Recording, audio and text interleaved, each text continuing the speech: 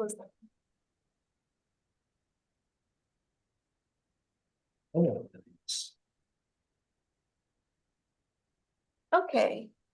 And we'll keep an eye on the. Okay. Good evening, everyone. I'd like to call the January workshop meeting to order. It's January 22nd, 2026. If you could all stand for the pledge to flag.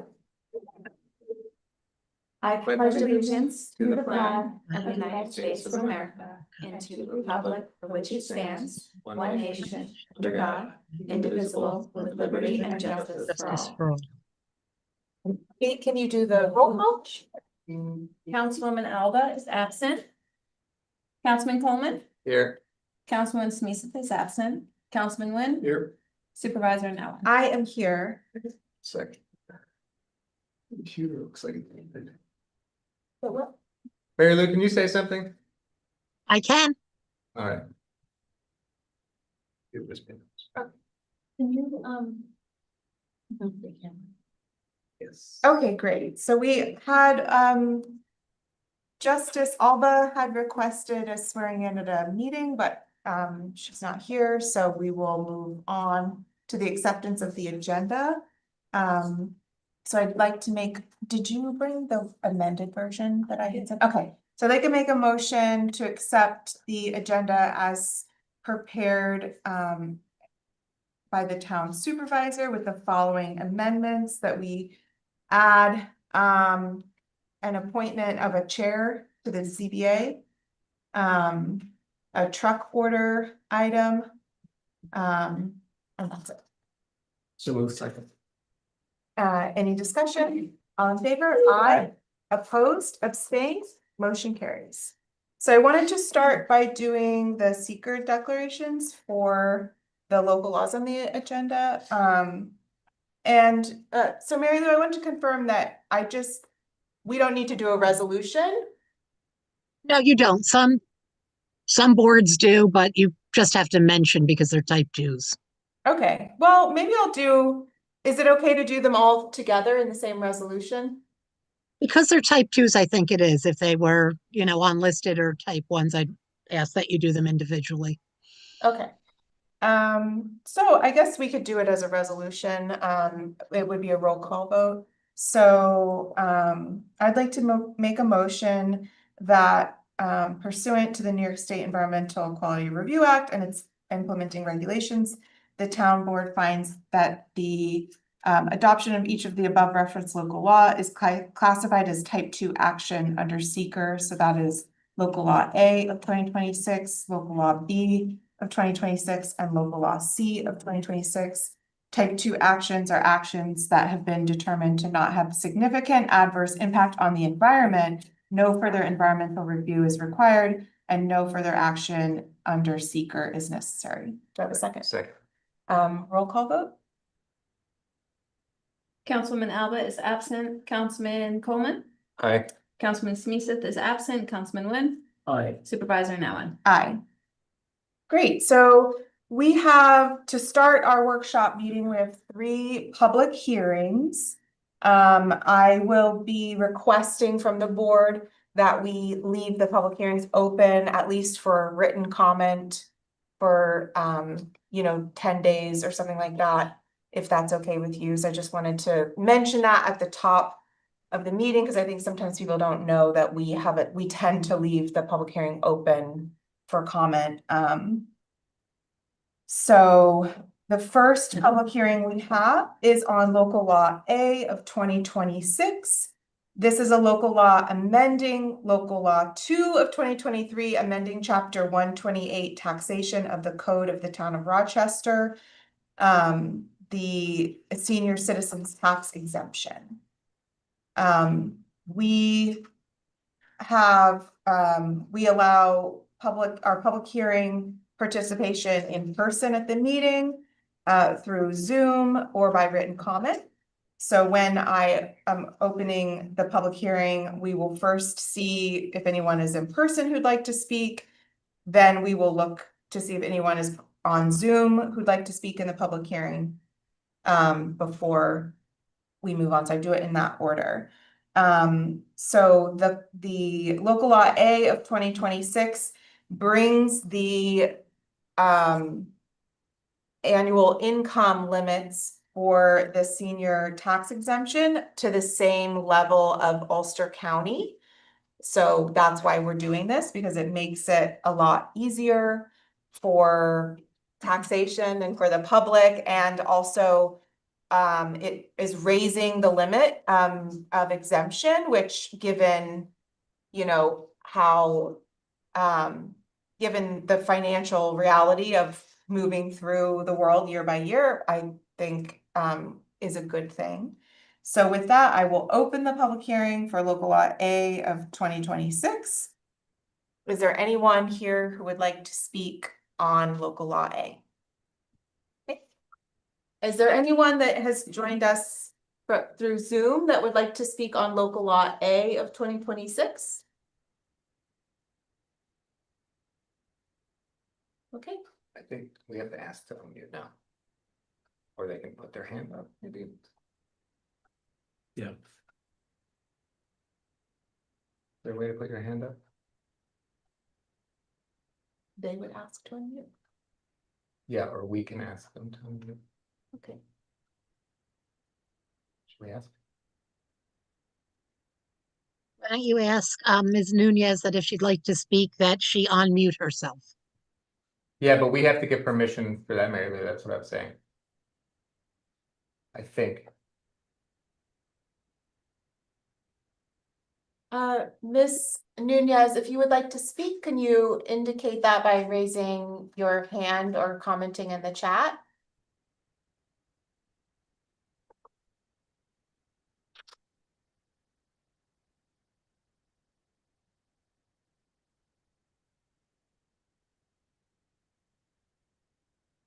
Okay, I don't see anything in the chat.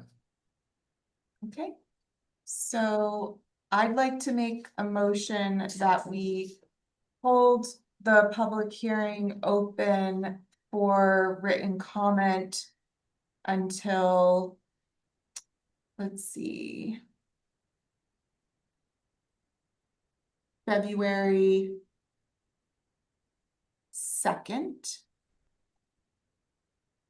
I'll second. At what this specific time?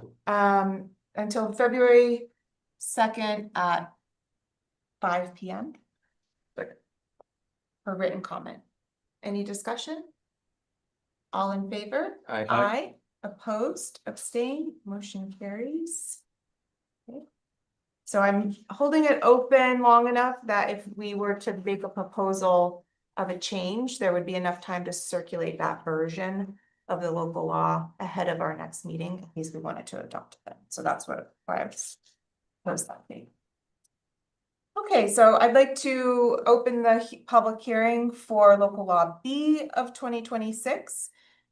This is a local law that is rescinding local law 1 of 2011, creating chapter 100 municipal parking lots. This would delete that chapter. I do have that chapter, that local law is in the public meeting materials link that's linked at the top of the agenda. And that is a law that bans overnight parking in the municipal lot from 9 p.m. to 6 a.m. Is there anyone here who would like to speak on local law B of 2026? Is there anyone who's joined us through Zoom that would like to speak on local law B of 2026? You can type in the chat or raise your hand using the react button. You can chat her too. Mary Lou, can you put anything in the chat? Check.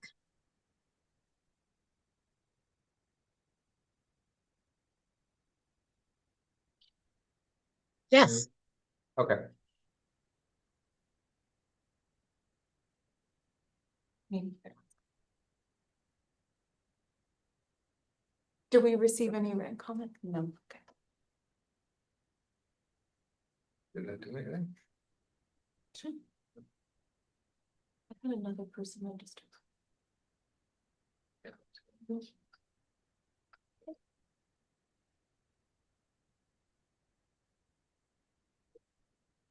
We're giving it a minute. I did, the proposal that I made of a replacement law, we have that. We just thought it needed a little bit of work, so I have that still shared. And in the public drive. Okay. So, I'll entertain a motion to hold the public hearing for local law B of 2026 open for written comment through February 2nd, 2026 at 5 p.m. I'll make that motion. Second it. Any discussion? All in favor? Aye. Aye. Opposed? Abstain? Motion carries. Okay. So I'd like to open the public hearing for local law C of 2026. Local law C of 2026 is a local law amending local law 1 of 2023, amending chapter 128 taxation of the code of the town of Rochester, article 5, exemption for disabled persons with limited income.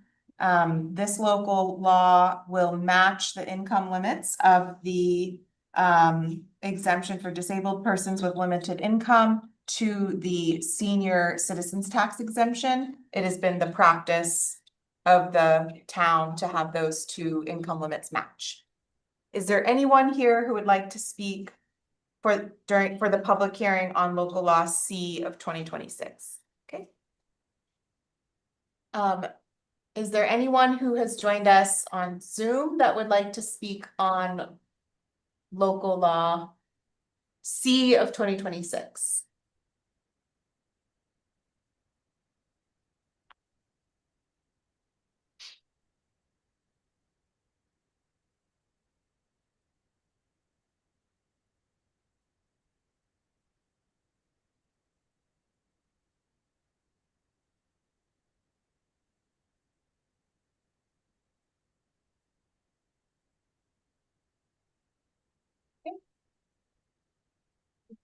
Mhm. I'll entertain a motion to hold the public hearing for local law C of 2026 open through February 2nd, 2026 at 5 p.m. So I'll make it. You should specify that's for written comment. For written comment. I'm Okay. sorry, I thought I said that. I'll make that motion. Second. Any discussion? All in favor? Aye. Aye. Opposed? Abstain? Motion carries. We did just get another person join the meeting. What do we do if someone came to comment, but they come after we held it open for written comment? I It's the think you same have to, day. I mean, you can reopen it. If you'd like, someone can make a motion to reopen that public hearing for comment now, Okay, or so, you can let them know that you've moved past that and they can submit a written comment. okay, well, I'm inclined to be accommodating. So I guess, Louise Kelly Johnson, did you come in to make a comment on one of the public hearings?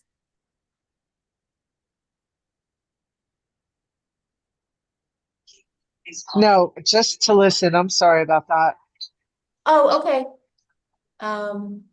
Okay, so that's it. All right, so we'll move on to the agenda.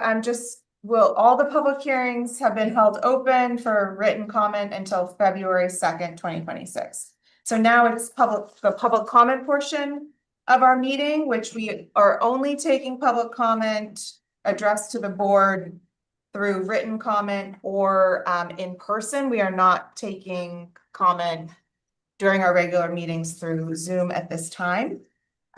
So with that, I will ask if there's anyone here who would like to address the board. I'll just say that I'm hoping that we can, I understand, well.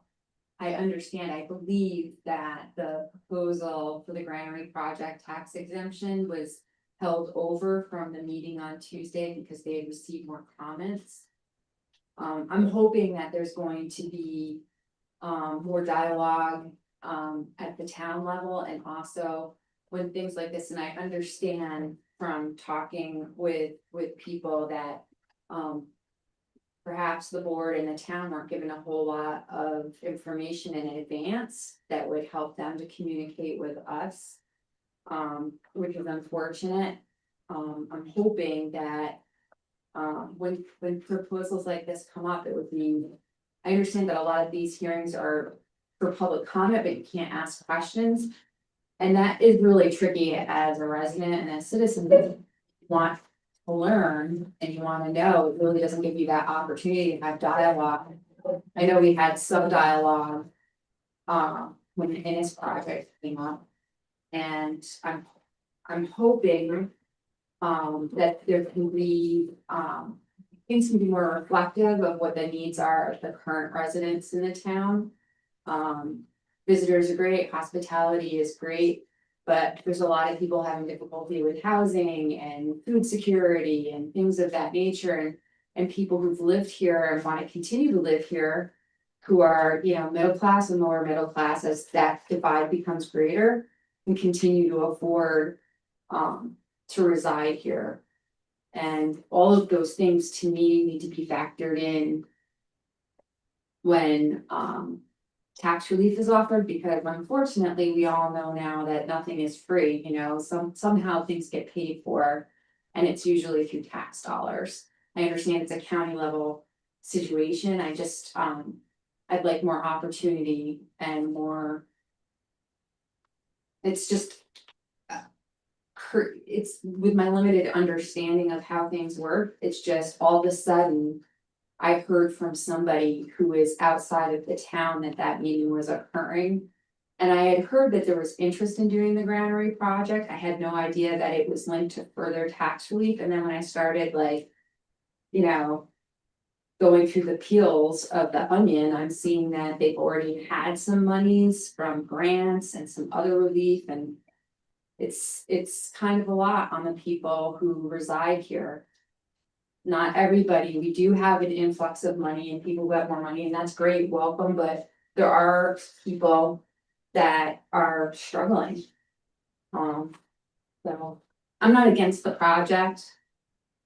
I'm concerned about the tax relief. So, thank you. Thank you. Do you feel comfortable sharing your name for the record? Oh yeah, my name's Annie DeWitt. Thank you. Would anyone else like to address the board? So we'll go ahead and close Does anyone online? we are not doing that. Okay. Sorry, I didn't mean to say it to you like that. I just announced it at the top of the. We had this whole conversation about it last time. Okay. So I'll close the public comment portion of the meeting. Thank you, Michael, for handling the Zoom. It's now town board member time. Would any members of the town board like to address comments or have anything that you'd like to share that's not on the agenda? I can address some of what was just brought up in the public comment. So the public hearing that happened here was not any town body. That was the Ulster County IDA.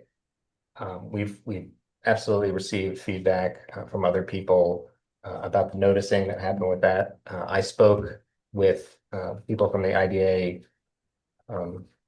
twice this week and kind of expressed some of these concerns, and I know they heard it from other board members here and from other people in town. And they were aware, and they did say that they received a huge amount of comments, both in favor and against. But I just want to be clear that any of those decisions about tax relief are outside of the this board's purview and outside of any town board's purview. We do have it on the agenda tonight because we had discussed sending something not necessarily as part of the public hearing for that, but just as a board, letting them know some of the feedback we've been hearing from residents. And so that's something we're gonna be discussing later today. I do know that their meeting was at 9 a.m. this morning. I'm sorry, yesterday morning. I don't know what day it is. What day is it? Thursday, Wednesday. You can actually watch the meeting on YouTube. They have all of their meetings up there. That discussion was actually removed from the agenda, so no decisions have been made, good, bad, or indifferent. Although I do know that the public comment portion of that has closed. So you can't comment into the record of that specific project, but they always accept public comments about anything on the agenda. So when it does come up on the agenda, you can still participate and make comments there and kind of express some of your perspective on that. So, but yeah, appreciate the feedback. Apologies for being late and coming in the middle of your public comment. Anyone else have anything? No? Okay. I'm making an adjustment to the abstract. So, if you guys would just give me a couple minutes, I have to do a little bit of math. To do this next resolution.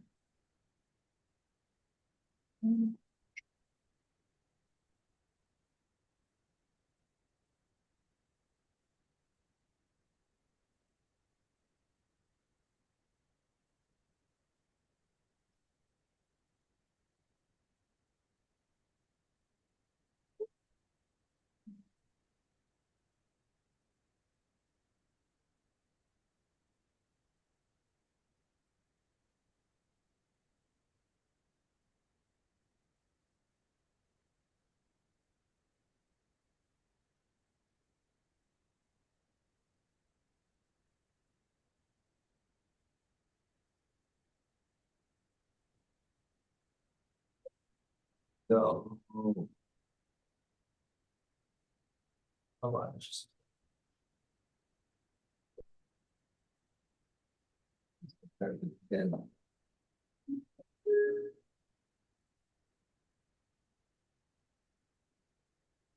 Okay, sorry about that, guys. I just had a last minute adjustment to the abstract, which was audited by the board members. I just wanted to make sure my numbers were correct. Okay, so I'd like to make a motion that the Town of Rochester Town Board accepts abstract 13B of 2025 and approves the payments in the following amounts. General fund prepaid bills, $459.55, $36,237.17 for unpaid bills. Highway fund is $738.50. Street lighting fund is $720.97, and escrow is $2,497.40. Do I have a second? Second. Any discussion? I think the board knows this, but anything that should be count towards the 2025 budget gets these larger than 12-month in the year numbers. But hopefully that stops at our next audit so that I can officially close the books. All in favor? Aye. Aye. Opposed? Abstained? Motion carries. So I'll make a motion that the Town of Rochester Town Board accepts the 1B of 2026 abstract and approves the payments in the following amounts. General fund prepaid bills were $125.35, and the remaining $117,853.07 is to be paid. Highway fund, $93,603.27. And escrow is $34.49. Do I have a second? Any discussion? All in favor? Aye. Opposed? Abstain? Motion carries. Oh, I have to table C because I wasn't able to get these resolutions. But we do need to start taking the issuance of the ban out because our first purchases will be coming pretty soon. And I can't pay for something and then repay it back with the band funding, so we have to actually have that funding in place. So at our next meeting, I'll want to move forward with that. Resolution D,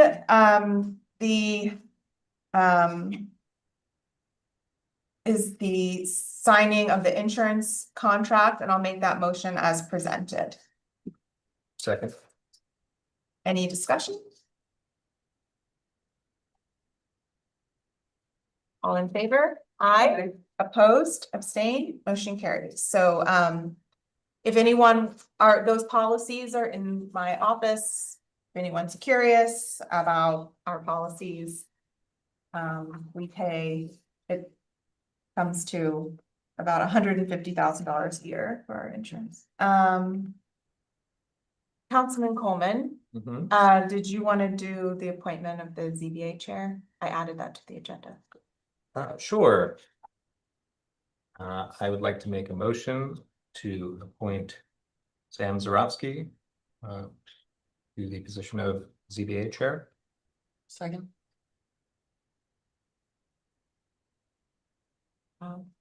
Any discussion? All in favor? Aye. Aye. Opposed? I abstain. Motion carries. I'm glad you came, Charlotte, otherwise we wouldn't have been able to pass that. Then, okay, so I got this today. This Allegiance Truck International CV.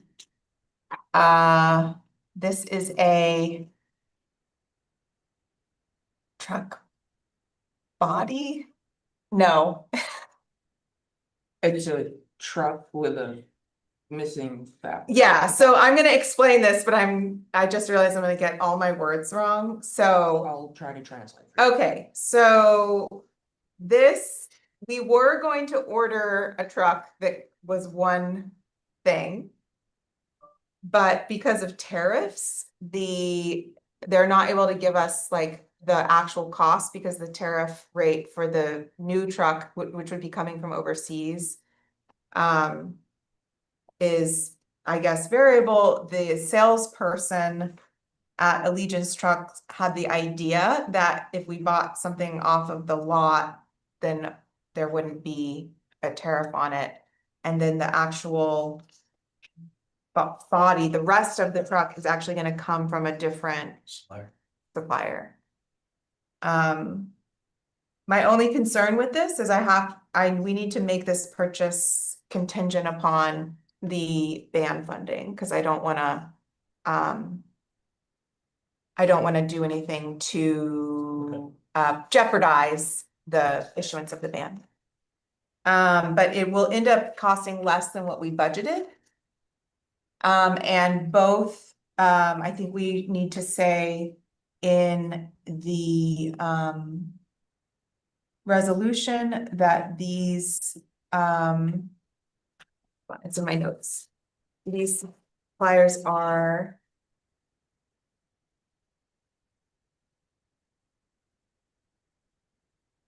hold on. I'll just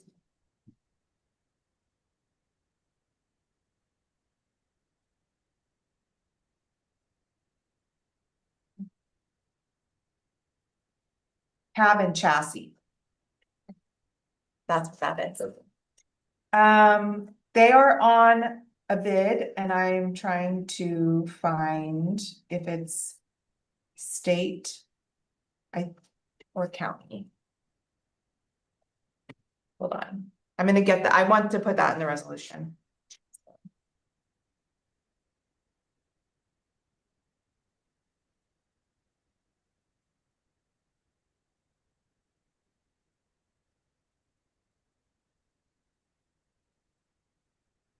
Any questions before I put together? So the actual truck body components, do you have an estimate on what the range of estimates would be for that? I don't have a range of estimates. What I do know is that it will end up costing less than $212,000. All in, including that? Yeah, so Okay. the cabin chassis, were, okay, Superintendent Fry had said it would be around 80,000, so this is 73,900, and then the body will be coming from a supplier in Ellenville called Reed. And I have him here, I can ask. And why did the tariffs apply? Is international training? Yeah. You're asking a great question. International is under Ford's umbrella. I believe, or Ford or GM's. Which are both notoriously, they make the cars here, but the parts are made overseas, so. All the pieces to put the car together are subjected to the tariffs. That's typically how it goes, even if the cars are built here, all the pieces are made outside of the United States and shipped here. Volkswagen. Is it Volkswagen? Okay. Okay, but. Yeah, I was told that it would, be. Less than 210, which. This seems like it will be based on this. Innovative way of solving the problem. Buy all trucks in Um, pieces. Should buy all trucks in pieces, yeah. Wait, what, sorry, can you give me the total for the bed again, Aaron? It was like 2,500, did you say? The cab and chassis is 73,900. It's that, but it's at the bottom of that right there. No, the back of it? Oh, I don't know. I Don't know how much the bed's gonna be. I don't yet? know how much the body is gonna be. And we budgeted 80 for this? No, how much? 210,000. So the body can be 130, that's what you have. Yeah. It'll, plus the plow and. It'll be the. Okay. That too.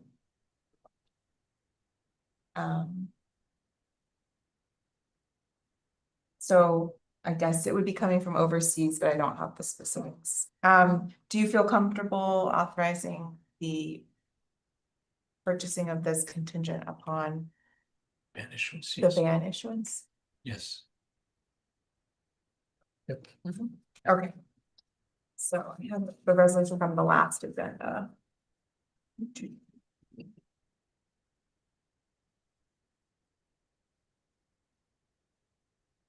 Okay, so I'll make a motion that the town of Rochester Town Board authorizes the highway superintendent to place an order for the 2024 International CB cab and chassis in the amount of $73,900 from Allegiance Trucks, which is in our procurement policy piggybacking on the county bid.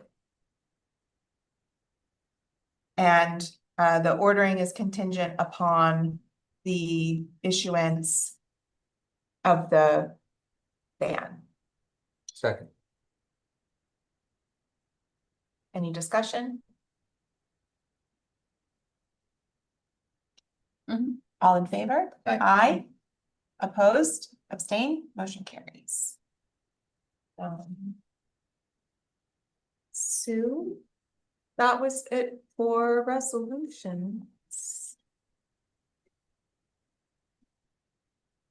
Put my agenda back together. Okay. Got a lot to discuss, and then we have an executive session at the end of the agenda. So number one, I just wanted to do an overview of what I've been doing for the file system for the town board, and I can also mention what I've been doing for the public. So the public is easy. I post the agenda publicly 72 hours in advance of the meeting, so that's typically Monday evenings at 6 or 6:30. I try to post any document that we should be posting what we're adopting publicly. That's one of the reasons why I follow my predecessor's agenda philosophy, whereas that I put all the resolutions on the agenda. That way I don't have to post separate documents of resolutions. So if we know we're doing a resolution, we have a statutory obligation to share that with the public. So that is how we meet that requirement. But if there are documents that we adopt or we are going to be discussing, within reason, we make those available to the public. So what I do is at the top of the agenda, there is a link, a Google Drive link, and it's public. And it says at the top of the agenda, view public meeting materials posted by 24 hours ahead of the meeting, and you can click that link. In that folder are a bunch of folders that are the meeting dates. So there, if you click on it today, you will find the January 22nd, 2026 meeting folder. And I put everything in there that I had a public, a document that is not something that's confidential. And I put those documents in the folder. So I add things to that actually throughout the month, but I will have everything that I have available, I put in there 24 hours ahead of the meeting.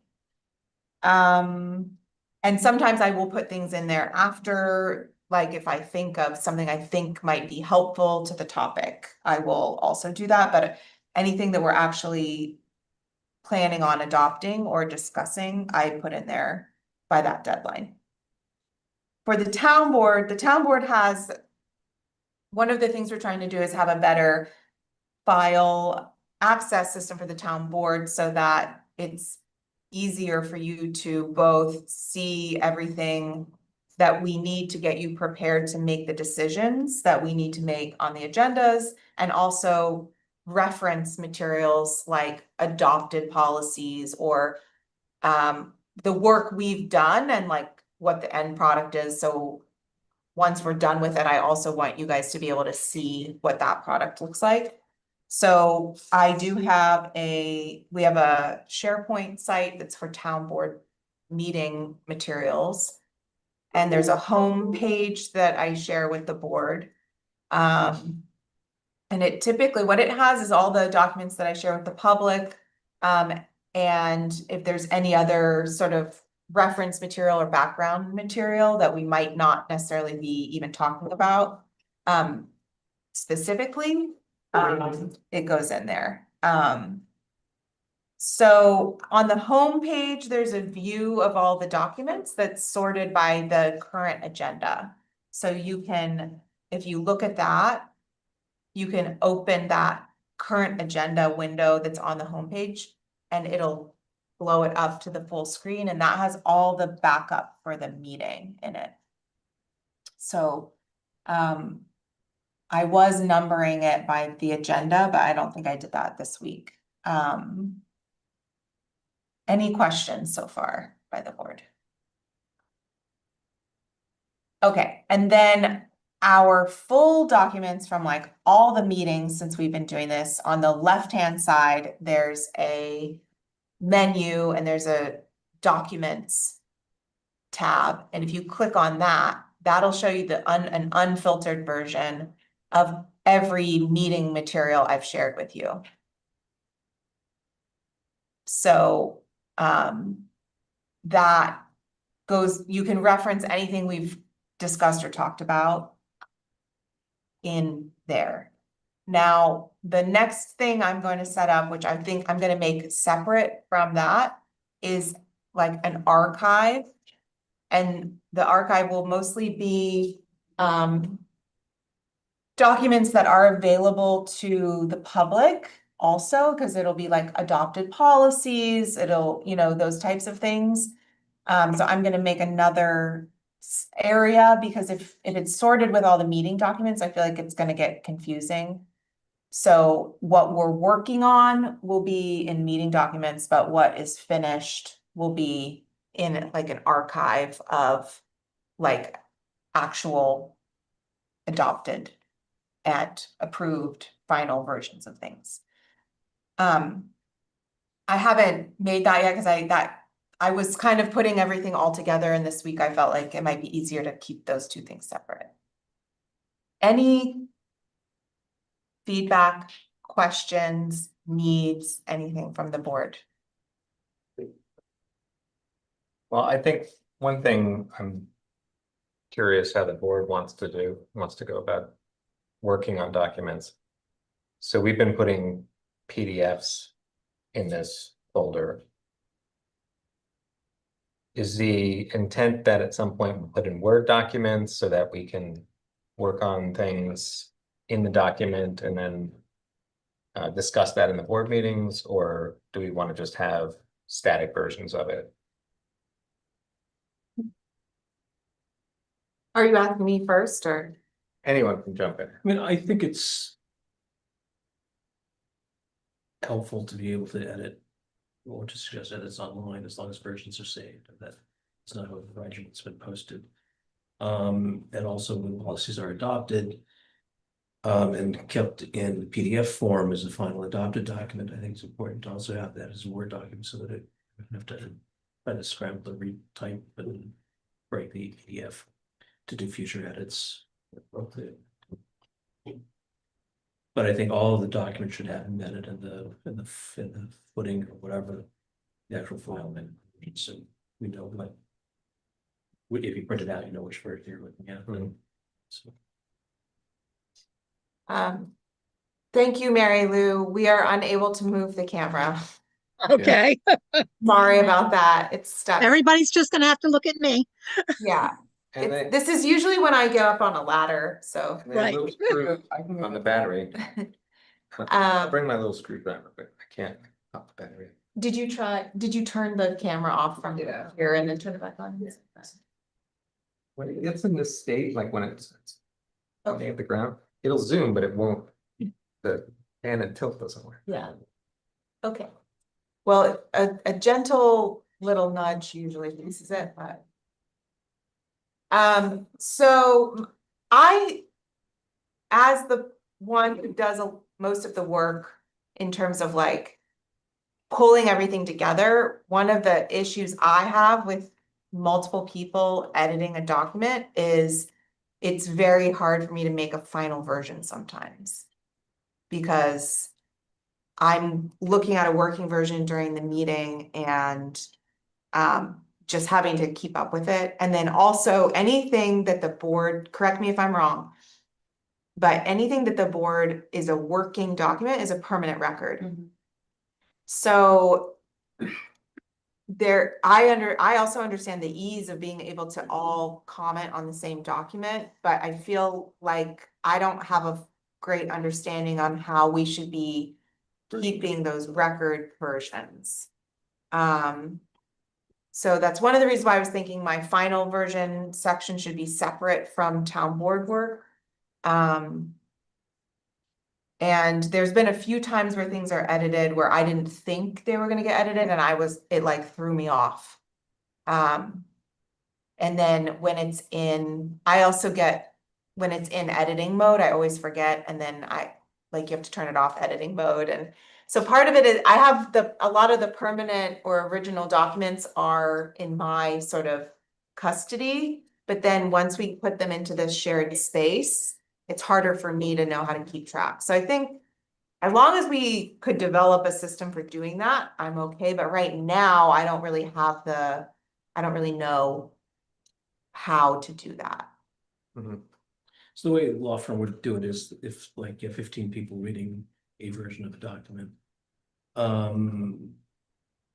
Each of the 15 people edits their own document and submits them for review and incorporation or declination to whoever's controlling the document, which would be you. So, I mean, I see it can be, it can be real difficult thing, but it's just to keep track of. But it's just a lot easier now. Is there not a suggestion, like editor, as there is in like the Google Suite, on the Microsoft Suite? There is. There yeah. is, right? So It's can't we just, I think what I'm bringing up is like which is a record and like what, Mm, right? Because we're not all editing at the same time. Obviously, that would be a meeting if that were happening, but there's that portion of it, and then I was saying that sometimes I'm trying to do everything during the meeting, but then when I get back to make the final version, I'll get confused because there's more little tiny edits and things that we didn't discuss in the meeting, and I have to go back and make sure that I'm actually putting together making a final version of something that we're working on is a challenge, no matter what. But I think the other thing this relates to is if maybe we need to develop a file naming system and have like we're calling a working version, and which would be separate from a draft. Cause like what I present to you, when I introduce something, I'm trying to date it, like I'm trying to track it on the document so the public can see it. I understand that we can track that with metadata, but in terms of the public, when I'm putting something in the public folder, I'm still needing to track it in the actual document itself. So we could try having a working version that is a Word document and I can put the original draft as a PDF so that we always have a baseline. That's one idea. Yeah, I'd Can be I okay- offer something here? Yeah. Sure. I'm just concerned that even if you have a working document and everyone's working on it outside of a meeting, that's doing business. That's So it may be a violation of open meetings law. I did look into this, and I can find the opinion from Association of Towns. We did a Okay. training on records, in October that Councilman Coleman and myself went to, where they actually said that is okay. Because of that you're not like you wouldn't want to like be having. You're a not all doing it at the discussion. same time, right? Right, yeah. So I can try to find that, but they made a distinction between that and sending Okay, yeah, if they emails. had an opinion from the Committee on Open Government, great. Okay, I'll try to circulate that so we feel good about it, but Thank you. What if in the meeting, if we go to process, whatever document, whatever policy that we've all put our edits into on SharePoint, are we able to like lock the document, or like, are you able to lock the document? So can we like make that like the procedure that like after a workshop meeting, like we lock the document in the meeting so we can't add more edits outside of that, so it doesn't like have any more tweaks for you and you can make the final version, but we still have that record of the Mhm. edited one as we discussed it before? yeah, Does that make sense? I can look into that. Yeah, you can do that, and I was gonna suggest something similar, I think. If we have like a cutoff period before the meeting, like you Uh-huh, wanna edit yeah, 5 PM the day before, then you lock it. That gets versioned, even though SharePoint versions it, we can actually do a version 1 or a dated version. That gets discussed in the meeting, and then that's a record, Oh, yeah, and we can remove what we want in version 2. and then That's a version new 2, one, and then not that's a version. record. Right. If we have to bring it to a second version or past that, I like that idea. Or I don't know. I like that. The other thing I wanted to bring up, and I know that government is slow and it is laborious. And that having a shared document that we all work on together, and then we can come to the meeting and be like, yep, no, and it's faster. But it's not as transparent to the public. And one of the things that, having paper versions and everybody coming to the meeting with your own comment is there is a verbal discussion that happens about editing. So I would like to find a happy medium between having 3-hour long discussions about whether it's may or shall, and not sharing our thought process behind what we're doing when we're editing something. So I think that was the other thing I was thinking is, we could also I could also try to do a better job of verbalizing what edits, like the nature of the edits, and if there are substantial, changes, we make sure that that the public has access to that, deliberation. Can't the rationale for the post edits or whatever just be inserted in comments in the editable version? That we would, you mean then post publicly? And then throw the document on the screen when we were talking about it in the meeting? Yeah, I mean, I think that's the other tool we can actually utilize is putting them up on the screen too. Because in general, editing by committee is not a very efficient process Yeah, ever. we were talking about that at the housing committee. But yes, I agree with you, but I also want to make sure that the public, I think it's important that we are able to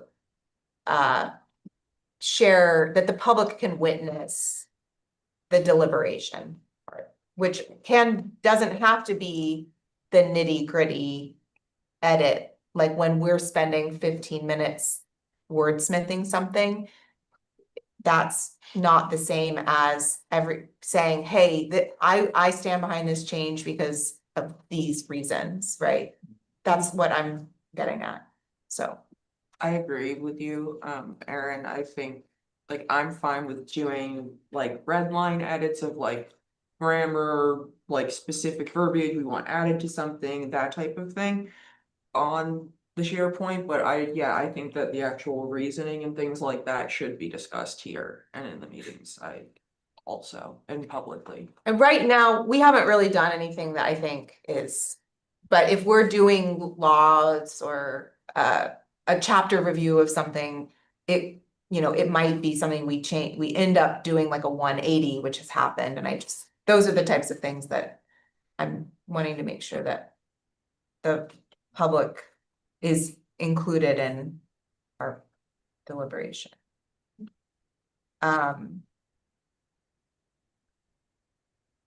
Any other feedback about what you guys need in terms of documents or backup that you want me to think about? No, the only other thing that might be relevant to this is I know we're discussing, Kate put together the record retention policy. Mhm. We can also implement something in these files where it will automatically save and mark things as records. So Yes. I just think, and that was one of the comments I had on that is I think, any kind of electronic thing beyond email, we just need a process and all of that should be part of that document. Right. So in an operational way, just that link that I'm sharing with the board, that's it's a group, it's a site that the board is on and Kate is on. If we need something more confidential, I will make a space that's like a confidential space, right? There's a search bar at the top. If you're searching in there, you're searching in the site that I've made for the town board meeting. So if you're like not able to find something, you can always use that search bar. I'm not doing it right now because I think I got a little stressed out and I forgot, but I have a notes that I've been doing for the meetings. So that's mostly for me, but that is another reference point that board members can look at if you're like, what happened in that meeting? I've been trying to put notes from the meeting in there. The other thing is one of the things there is a calendar. Now, I just wanted to talk a little bit about that with the board. I find calendar events really helpful. In fact, I kind of can't live without my calendar. Like I don't know what's going on unless it's on my calendar.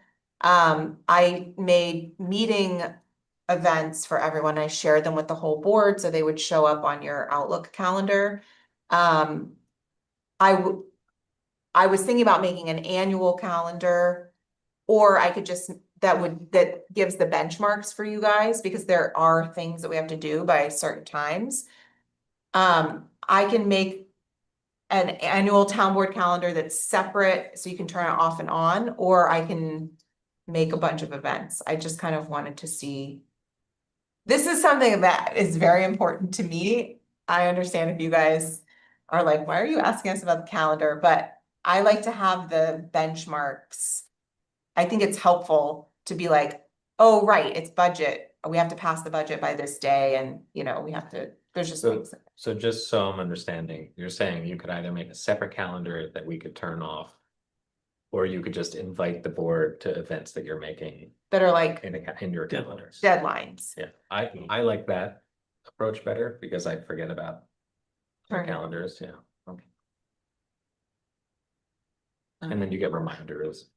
Are you guys okay with that? Yeah, I'm impartial on either Okay. way, whichever one works easier for you and less work for you. I wouldn't be my vote. Okay. I'm with her. Okay, Like, either way, I'm fine. yeah, we have I have 3 calendars plus my staff's calendar, so one of them I made separate just so I can turn it off, so that I'm not looking, so that, because for me, it's too many things, but for you guys, it's probably not gonna be as many. You're not booking your days up with board stuff, so we'll try that, and if you're like, this is too confusing, then we can always change it. Okay, we'll do that then. And then we will, if there are any, I was very not liking Microsoft at the beginning, but I'm starting to like it a lot now. I knew. So I've been getting to know it a little bit better, and if anyone wants a deeper overview of some of the tools, you can come and we can look at it one-on-one. What Michael was referring to, we will be implementing something for records retention, and that'll be, I'm hoping it's mandatory because it makes it easier in the long run if we have things tagged by their record retention policy. So Michael already set that up, but once we implement the policy, it'll be like a roadmap for what people should do with emails and any other records, really, because you can use those tags in other places. Mhm. Like your calendar. Sorry.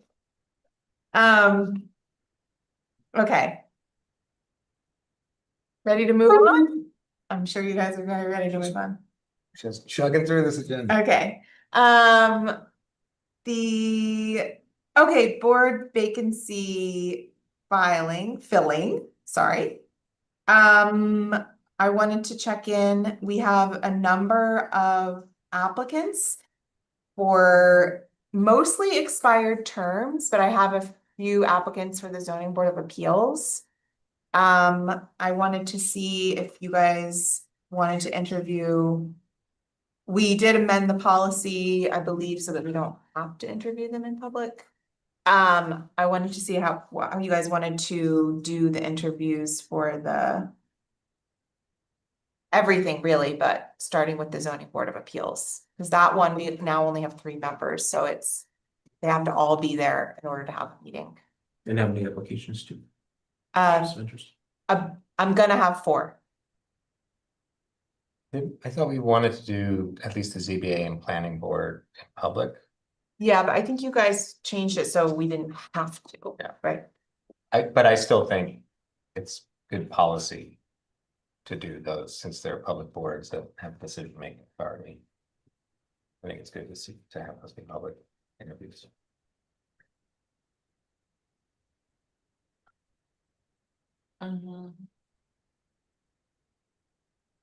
So do you want, when we do that, does the board want to schedule a special meeting for that, or do you want me to schedule it at the top of the next agenda?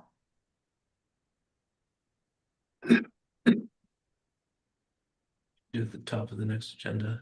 I mean, if there are a lot of different things that we have to interview people for, maybe schedule a Okay. special meeting if it's only 4 for the CBA. Yeah. The, let's see. Then the advisory boards, how did you? I uploaded all of those, where did they go? Microsoft.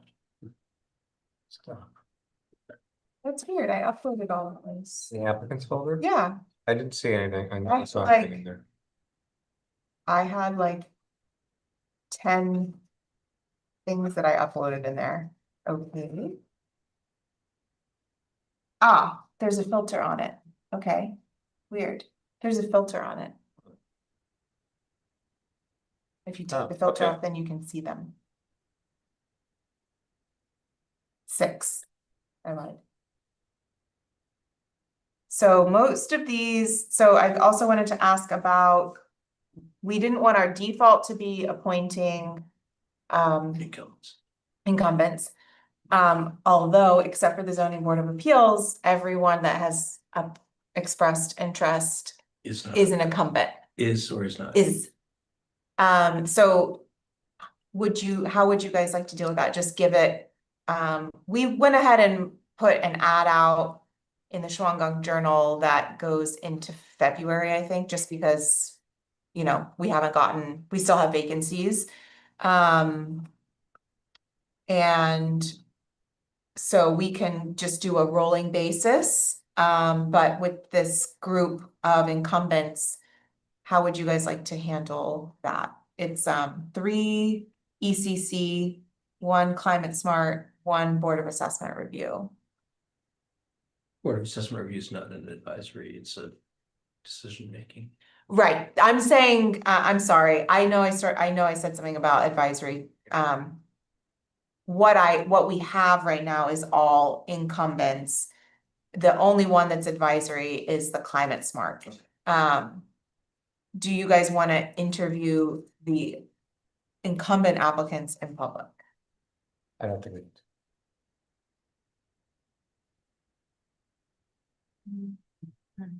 If we get multiple applications for an incumbent seat, is that when you want to do an interview? Yeah. Okay.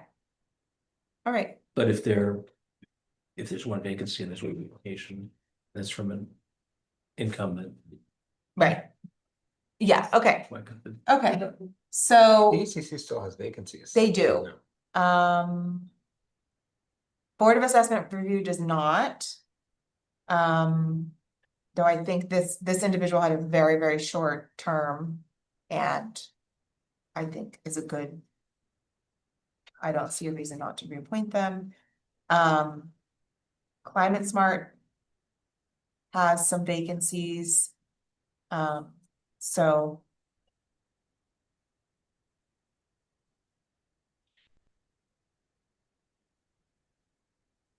Yes, we did the public hearings at the top of the agenda. All the public hearings were held open for written comment until February 2nd, 2026 at 5 p.m. So would you so we'll see what comes in over the next week, but otherwise I would put these appointments on the next agenda. When is the deadline for expressions of interest? Let's see, let me see what we posted.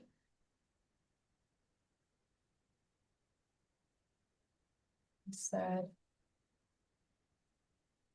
February 6th. So I put that, so it's like a week ahead of our next meeting. So we'll see what comes of that. But if we don't get any applications for incumbents seats, we want to probably just appoint them, right? Is that what we want to do? Unless there's an issue or something like attendance issue or. Okay. Great.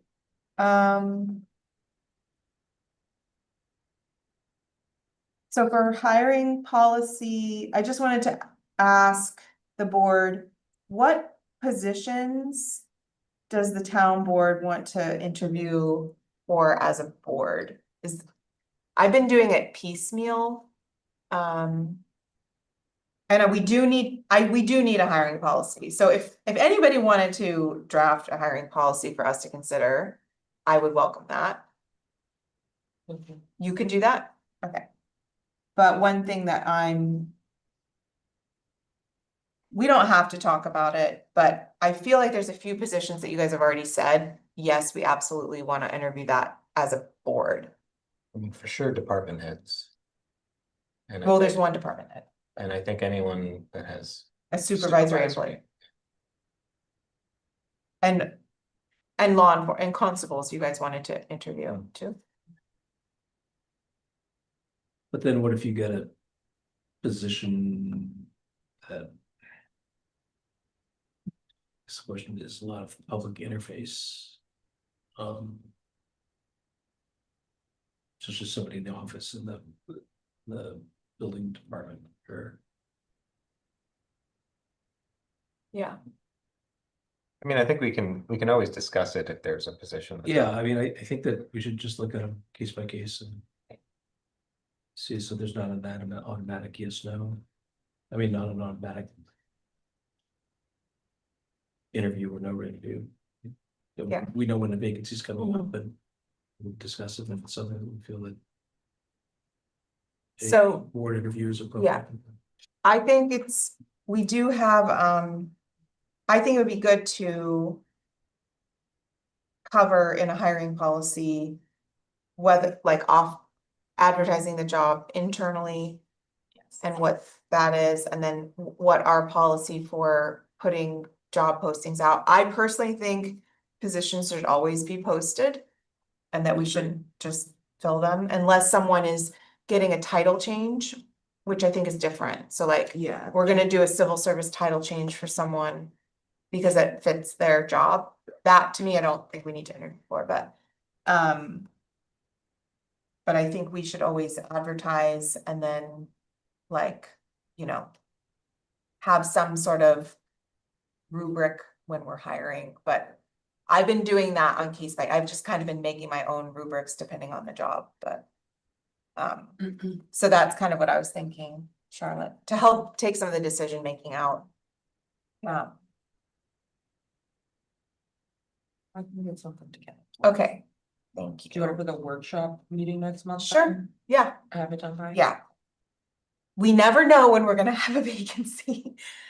I was about to say something, I was like, don't say that, Erin. Okay. So email policy. Do we want to workshop this? The board take a look at it?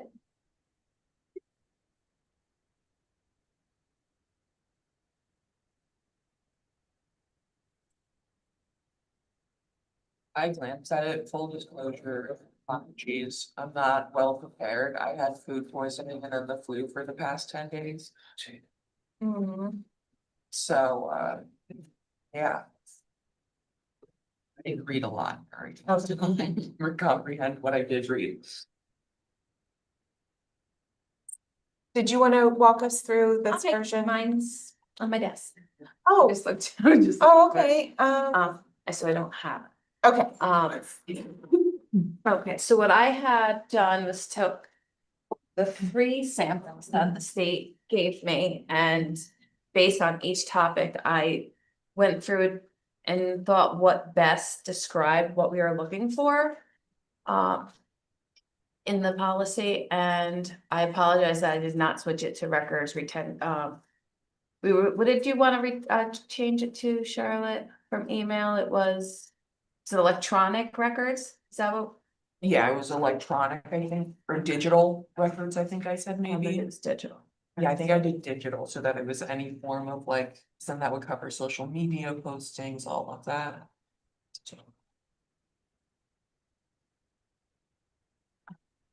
So this is a 13-page document. I would totally be on board if there's things that the town would like to condense. If they find necessary. I do think there were a few things that there was some overlap, but I also think it explained really well. those that are gonna be heavily involved in this process. I, full disclosure, am not the most techie person, so there were things that were in this policy that I didn't even know if we had the capabilities of doing. I did speak to Michael on a few things, and he basically told me everything in there Microsoft can do. This has been very eye-opening for me as far as record retention goes, and there's been a lot that's changed over the course of the years of how what they've considered records with emails, because at one time every email had to be saved, it was a record, and that has changed. So this was definitely eye-opening to me. And I think that it is really important that employees are trained on the email system and that they do sign a disclosure that they are aware that these are town records, whether they use their own personal computer or phone. That is all explicit here as well. That there is no privacy on your personal devices if you're going to use them for town business. I thought it did a good overview of the records retention time frame. We could cut that out if you want, or we can keep that in there as well. Every department does get a section of the records retention that's handled in their office. So they can review that at times, and then they do contact me from time to time on other things that they are unaware of. So they do have an understanding of what the MU1 schedule is, but I do think it is good to keep in here as well. And it expresses the importance of FOIL. So I didn't know where the board would be interested in doing any cuts along the way, or things that we can weed out. It's entirely up to the board, how they feel about that. Just go through this here. I think it's important to talk about the appropriate use of the emails to include and enforcement. I really like the idea of a records advisory committee. I'm, in all the samples, they were pretty specific as to who should be on the advisory committee. And I don't know how you feel, Erin, if you think it should be a board member rather than the bookkeeper, or because the board is more aware of a lot of the internal emails. So I just thought there's some language we can change there as well. Yeah, it's just. As the advisory. And then I think it's important to keep the preservation of backup material in here as well. It covers us in the long run. And who our email users are. I think that's important to stay in there. So I don't know how the board feels, who's been able to read through the whole thing, but it is 13 pages. Why don't we? For a more detailed discussion. Yeah, I agree. I put some comments in there. I think it's good. Thank you, Kate, for putting this together. There's a few things that, and Mary Lou, you haven't looked at this yet, right? I skimmed it. Okay, because like there are things that are requirements of the IT provider, so we're gonna have to talk to Fish and say, are you willing to do this? Like, do we have to mod the contract to include that? There were. Do we have an appropriate use policy? What? An appropriate use policy? And yes, Okay. we do in our It's called employment that? practices manual. Yeah, okay. Oh, it's not called that, but Yeah. So little things like that, we just have to make sure we have to Rochesterize it. There's things about like, I think we need to figure out some of the technical stuff. Like this says that we'll have auto delete. I don't know if we want to have auto Right. delete. This also, like when we talk about employees, like, do we want employees having to flag records? Do we want it to automatically flag the record, and then someone like Kate, who actually knows what's a record and what's not, can go back in and change it if it doesn't need to be retained? One thing I was curious about, Kate, you might know, but so board members and supervisor are forever retention. Right. But like they talk about staff can delete listserv stuff, spam, etc. And I think that goes for board members too, but I wanted to make sure that there's no requirements at the state level that we can't do that, or we need to retain some of that stuff. How I have processed it is there, if anything that's contract, draft of any kind of laws, anything financial, Mhm. anything that could potentially end in a lawsuit, you have to keep, but I do believe you are able to get rid of spam mail. Yeah, okay. That's how I perceived it.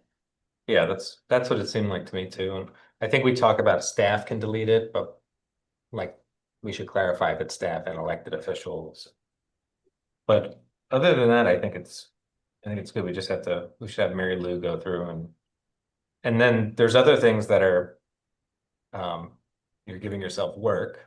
So I don't know if we want to include that. We could pull some of that stuff out, like there's like the records management officer will periodically, you know, go through emails and make sure people are flagging them correctly. So as long as you want to sign up to it, but Like we I may want to said, say like. eye-opening, I was it's- like, oh, yeah. wow. The other It's a thing is, lot I of think things. I'd be a little bit more explicit about using town email for personal Mhm.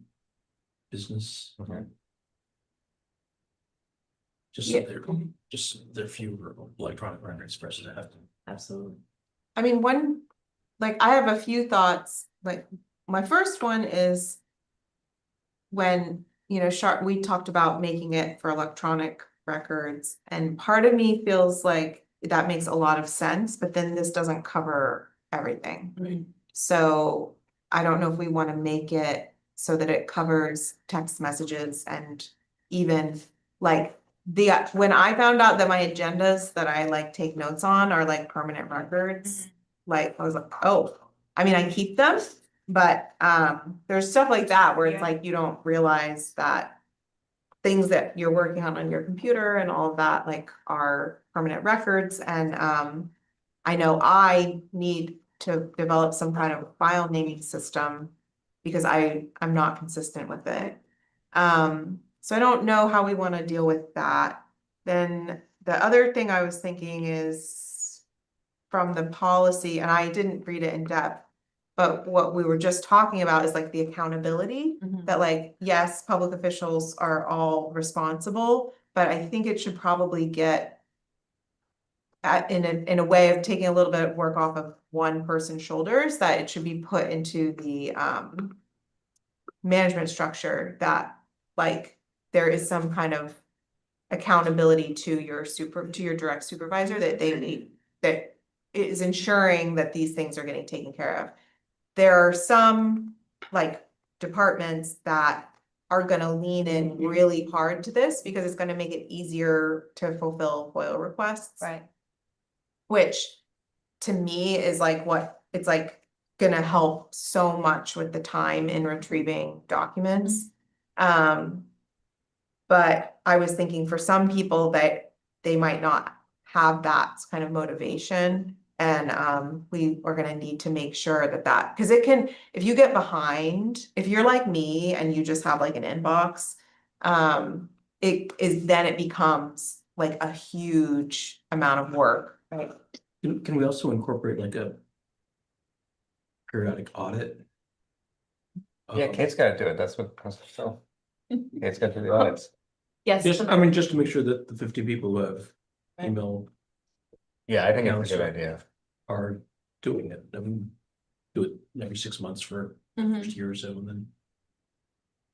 Yeah, Yeah, we have to figure out, because it's possible, but we should make sure that there's a procedure in place. Like if somebody's going to access other emails to validate that, maybe there's like two, like supervisor and town clerk have to be aware of it. So it's not one person can just do that. Yeah. My favorite thing is email users must assign intelligible subject lines, which I never do. I don't know if we can require that of people. How dare you, Kate? I never made something. Accurate and descriptive. Intelligible, such, yeah. Yeah, so I think this is great. Guys can find me. I'd be willing to go through and see if there are things that we need to add. Like I put comments in this, but yeah. maybe we can edit a Word version. Fair point. I think I put in a PDF. You did. I have my little PDF notes in there. My highlighting, I mean, you are the problem.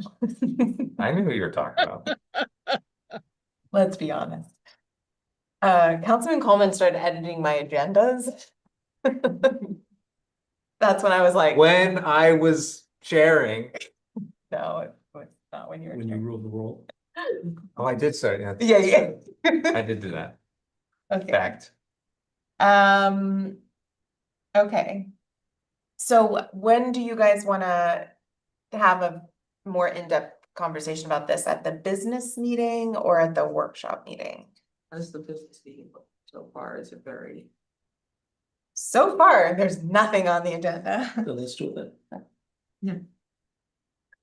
One technical thing we do need to figure out is the two-factor authentication. I think we want to have that enabled. And when we were first signing people up, there were issues. So some people have it on, some people have it off, where you need like your phone to log in. Yeah, But we do want that as like a requirement, right? So we have to talk to Fish and see why some people couldn't get that to work. so we were talking about if we're gonna add comments to a document, we should maybe have like a cutoff. So we Yeah. could try that with this. Mhm. So, I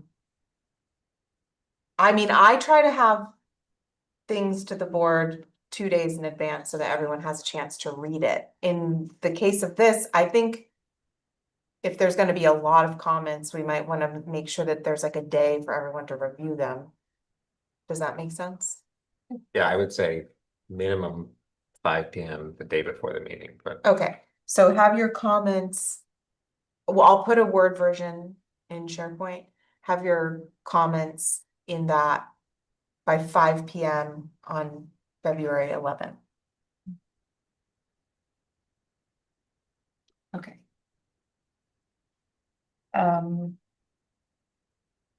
Moving on, letter to the IDA. So we, at our last meeting, talked about the board felt like we wanted to have a correspondence to the IDA. We did discuss how we didn't, if board members as individuals wanted to submit a comment to the public hearing, we could, but as a body, we wanted to have a correspondence more about their process and being more inclusive and making sure that we, as the public officials, have enough time to digest what what they're doing. So Charlotte drafted a letter for us.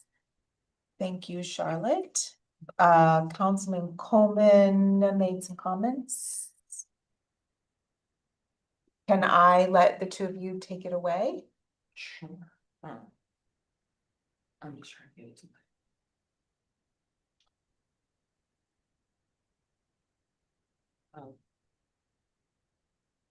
So Michael, I wasn't able to see what you had commented for today when I was looking, when I tried to open the SharePoint one day. So.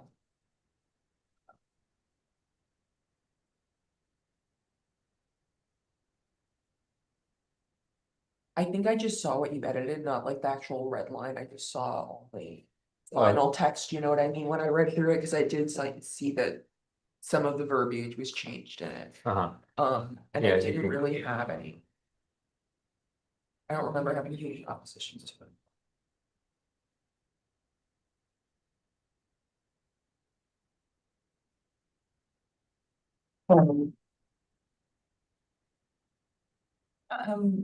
So I would, for overall, I think I would like to insert a kind of an overview statement that is about what I would like to see just in general. Like, I personally I thought the school superintendent comment, I thought was kind of along the lines of what I was feeling, is like, it would be nice if we were engaged and like our budgetary, like what we think about whatever benefit they're offering. And I have not had time to dig into this, but I kind of want to see some financial data from a tax-based perspective. Like, I understand that there is a philosophic idea of economic development, but is there like any data that they produce when they make the decisions? And I admit I'm ignorant on this. I have not like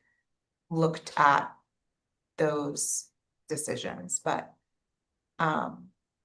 you know, sales tax goes to the county and the state, we get a share of it, but it's based on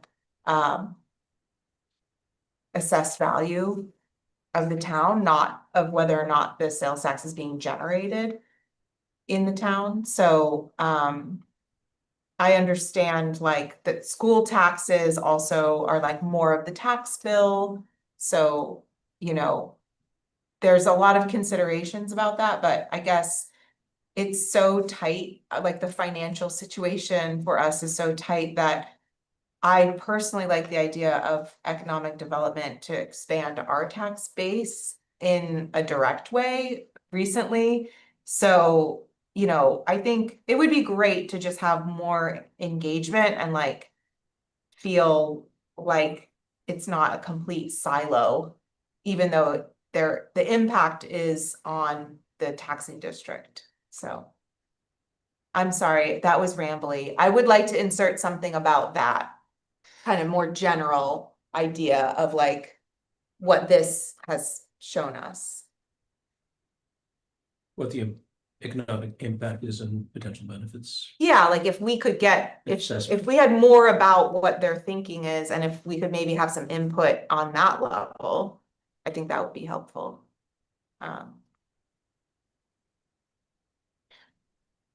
I agree with that, absolutely, and I think, well, one of the things, just talking about what we were discussing. So my impression was it was not the intent of the board to comment specifically on this project, good, Mhm. bad, or indifferent. Some of the issues and concerns that we've heard from residents, some of the issues and concerns that I think we shared was in terms of the notification and our overall awareness and the public's awareness of what was going on. And I think there are two things you have to take into consideration, right? There's the statutory obligations, which is Statutory minimums. it's statutory Yeah. minimums, you know, you have to put it in a paper, you have to notice it, blah, blah.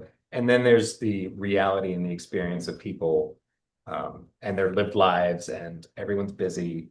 And I mean, a lot of what this letter is talking about is it's a busy time of the year. It was the Mhm. middle of the holidays. The decision was made to schedule it right before the holidays. The notices went out in the middle of, you know, major holidays. You know, I think that all of that, you know, leads to a potential interpretation that it was done intentionally to sweep it under the rug and to bypass public comment. Mhm. Whether that's their intention or whether it was an unintended consequence of you know, an aggressive schedule, I mean, we'll never know.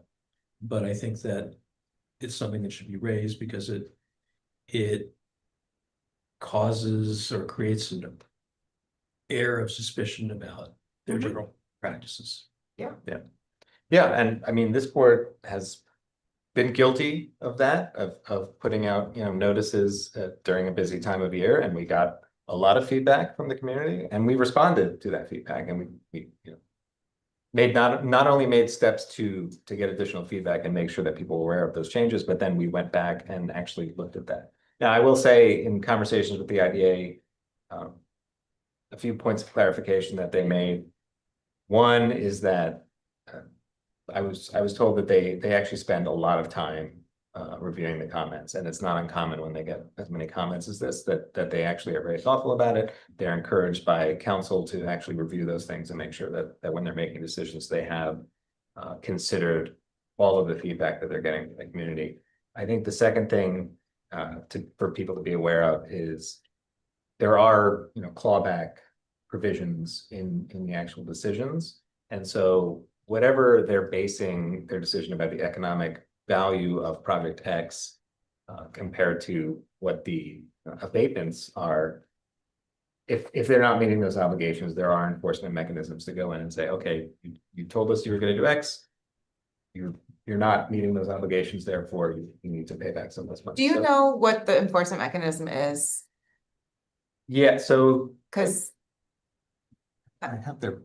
I An have their example of policy. one where that was under consideration was the skating rink. yeah, And didn't they get a pilot and then they got it, they lost it, and I think there was some challenge whether they had to claw anything back, and I think there was I think there was litigation. and that was on the basis that they didn't provide enough jobs? Yeah, yeah. Do you, I don't know, I wasn't around for that, but I was a child. was that something that was reported, or they had an enforcement mechanism that was overseeing the operations of the business that caught it? I think it was reported. Okay, that's what I thought. I don't think that they do. I don't know whether there's an ongoing audit, I think. Yeah, Well, there's inspections. Yeah. No, my understanding is there are inspections and there There are are site auditing, based inspections that are done in the process. and they That's- have that's the what I ability. Understood from the application too. There's that, oh, it's in a bad state, it's in a bad way. There's a lot of good information on the IDA website in terms of what the policies are, what the requirements are for the applicants, what enforcement is after the fact. I'm trying to look, I had it up. I probably, it's in one of my 8,000 browser windows here. See if I can find it.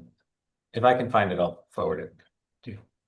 But what I was told was that they are aggressive and they have a lot of means at their disposal to be able to look into these things and make sure people are adhering to them.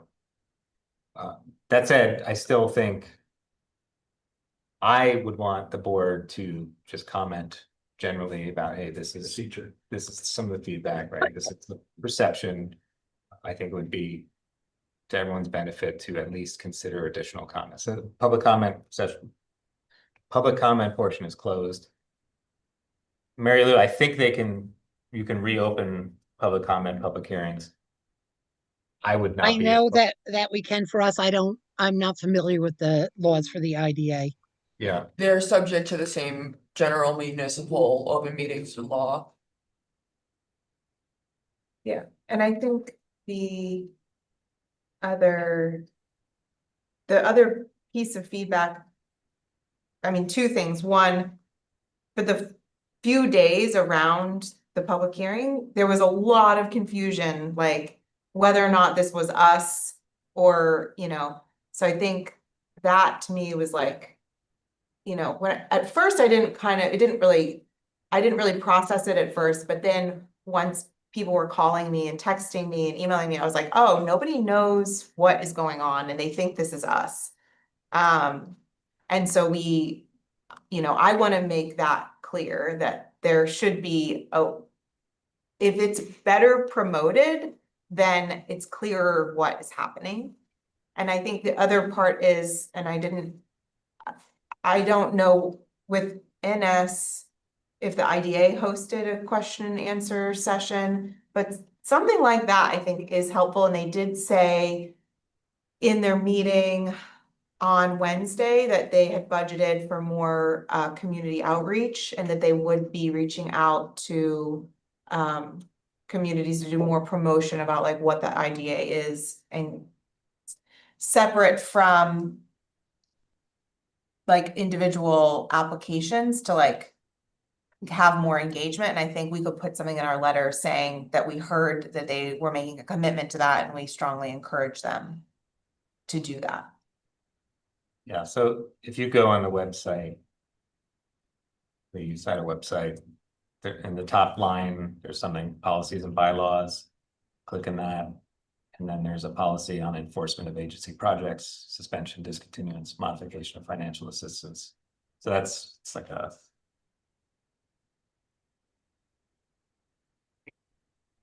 9-page document that kind of goes into that and what the responsibility is of the chair to collect information and what the mechanisms are for taking additional enforcement actions. Mhm.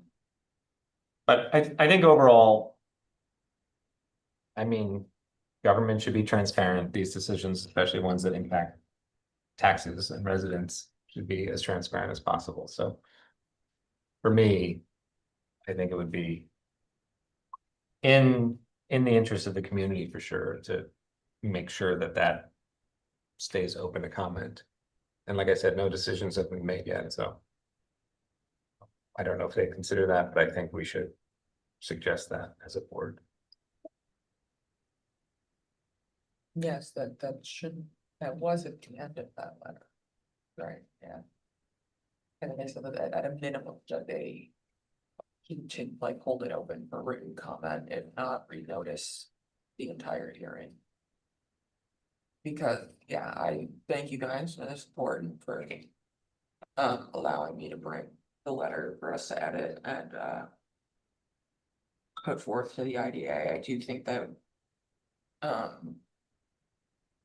we should add more generalized issue with how it was noticed. I think Zolly, you made a comment saying that not just for this public hearing, but for all public hearings, this is how we want this to be followed in our township, that you publish it in our town paper, that you notify the board directly, electronically, and by certified, you know, like those things, so. Yeah, I agree, I didn't get to read all of the red lines, Michael, but I will review them, tonight, but I don't think I remember like seeing anything that like I argued with. I know it was mostly like verbiage and grammar. Yeah, I think too, looking at tone in the letter, I don't get the sense that this was any kind of intentional effort to not be transparent. And like I said, as a board, we've stepped in it, not kind of thinking about things, and I think that's what happened here. So that's kind of the perspective I've taken. This is like, you know, here's what we're I would thinking. like to Yeah. take that perspective. Yes, I would like to agree. think I that- didn't wanna put that on the board without you guys also agreeing to that, of like showing that like. That much disgruntled. No, I mean, I think that we have to assume that they were acting in good faith and they just made Yes, some yeah. poorly timed decisions. But the Yeah, but it- appearance But is the a appearance, thing. yeah, it leaves reasonable Yeah. doubt that they wanted this community Yeah. to hear this community's feedback. It leaves space for that from how Right. the events unfolded, so I completely agree. So yeah, I can add a little like paragraph in there about that too. And the other thing I just wanted to confirm, because it's weird in terms of, I just want to make sure the dates are all accurate, because I think the meeting where they scheduled it was the 23rd, the public hearing was the 7th. And then when like people receive things.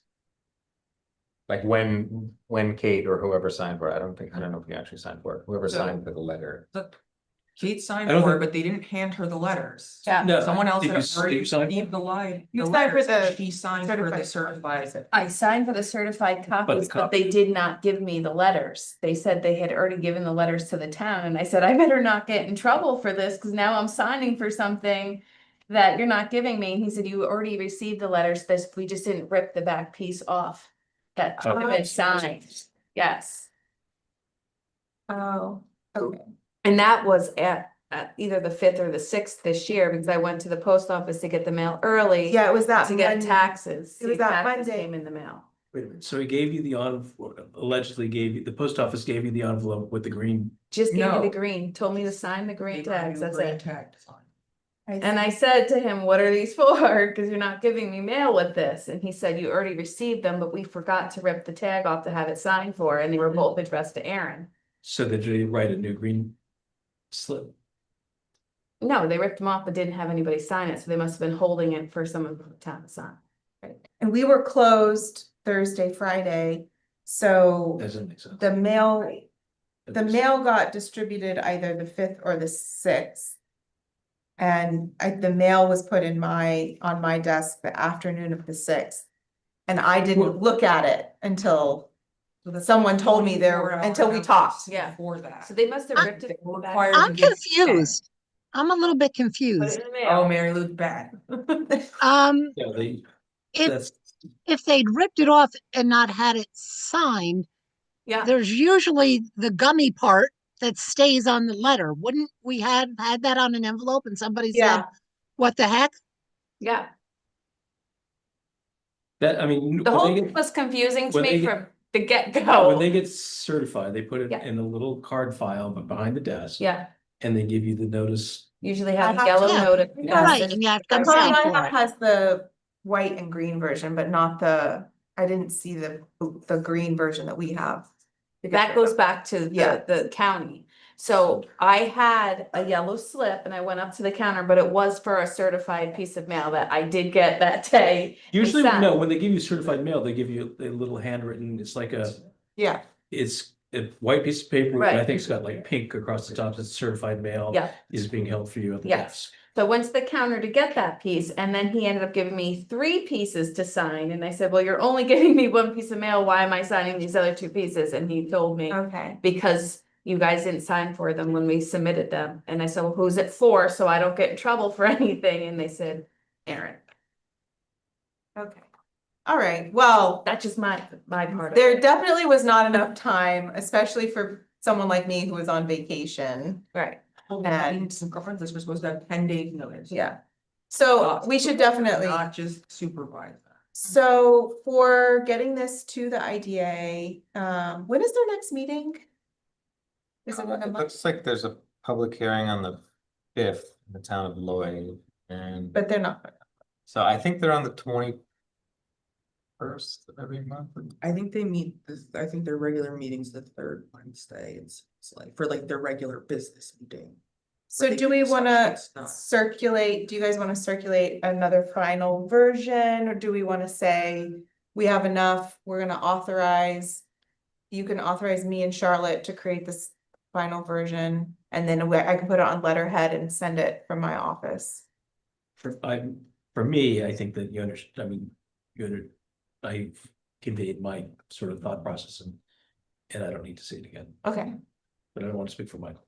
No, I put my comments up. You're all over it. Yeah, you are. Yeah, it looks like December 17th might have been the meeting when they scheduled it. But yeah, it's every was. Wednesday. That's right. Yeah, Okay. I mean, regardless, we still need to about application yeah, as that's a town. Wednesday. Yeah, all On right. the 5th, so So, they had plenty of time to let us know. Yeah, every Wednesday. So we even make a motion for that? I think we should, Okay. so that we can say that it's from the town Yeah. board. I make a motion that the town of Rochester Town Board authorize Supervisor Allen and another town board member to finalize the letter to the Ulster County IDA. Expressing concern about the Yeah, notice period and process. yes, Motion. Second, On behalf of the town board. on behalf of the town board. Any discussion? All in favor? Aye. I, Opposed, abstained, motion carries. Okay, we're getting to the period where we all start to feel like it's getting late, so. We had talked about one of our top priorities as being public sessions. I wanted to let the town board know that the townwide reassessment public information session will be February 17th at 6 p.m. here, here. Make a calendar invite. I will it just got scheduled today. Stacy already made flyers. We're gonna distribute them throughout town. I thought I was gonna have some here, but there was one last minute change to the flyer. But we'll get those out this weekend. Like Gar will be here. We have someone from the state that's coming and our assessor will be here and it'll be an information session with question and answers too.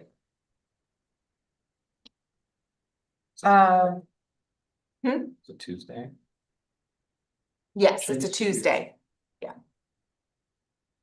So that's good. We just knocked one off because we said that that was really important. The other one that came up at our last meeting is a board and commission open house. I wanted to gauge the board's I put the one that we had a couple years ago, I just put that together and it was really fun and kind of informal. It wouldn't have to be a town board meeting. Do you guys like that idea? What I was thinking this year is if we could invite, we wouldn't want there to be a quorum, if there was gonna be a quorum of different boards, we would have to create a joint meeting. So I can gauge interest, but this year, what I was hoping is we could have more of a group discussion about what the different boards and commissions are working on this year, and then also have it be a more informal kind of open house. But that was one idea that I had. So they would present some of their projects. Yeah. That's good. That would be the one reason to make it a town board meeting, if the town board like wanted to be like, you know, receiving and questioning as a board, but Now, if we schedule a meeting and we don't have a quorum, we can't run the meeting, right? right, I think we should play it, okay. figure it out as we, once we find a date. I wanted to ask if, because Councilman Coleman asked me to add traffic and amplified sound to the list, so do we want to have an info gathering session on traffic? I'm looking at you because it's, I don't think.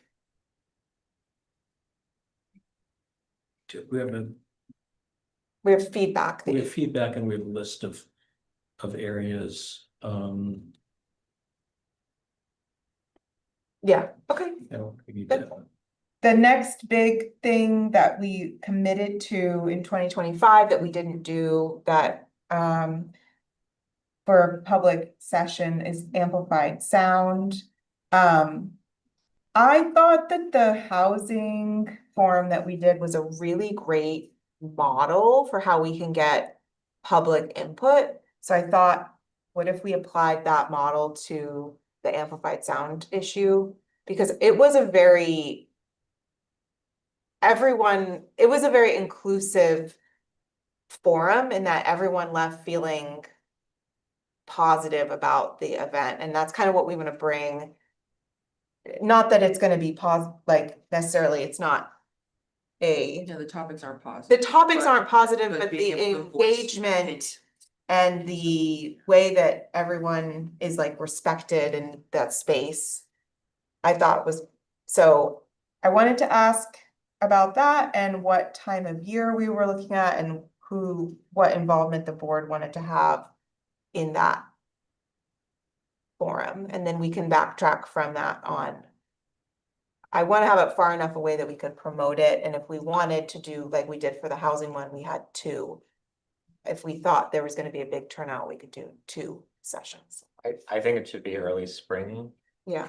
late March, early April, Mhm. just because the season when, there's a lot of events and amplified sound is more of a concern. Starts kicking off late spring, early summer. So it'd be good to have that feedback in case we want to take any actions to support. Okay. So. Should we talk about Michael, or Councilman Coleman? The two of us, do you want to take a look at the format we used for the housing forum and see how adaptable it would be to this issue? Yeah. Because one thing that was helpful is to have like someone with subject matter expertise for amplified sound. I'm not sure who that would be, but we had a few, we had people that were We prepared. can have a sound engineer. Yeah. One request we had is for demos, Like decibel demos. decibel demos, yeah. Yeah. So, So you have earplugs. for yeah. you. Anyway, we should take a look at that and Well, we could see. do it- That would be cool. We could do it outside backyard too. Yeah. So that they could see what it was like outside and inside. Yeah. Or if we do it in April, we could potentially do it at the park, depending, I guess it's weather dependent. But yeah, let's take a look at that template and see how adaptable we think it is. Yeah. Okay.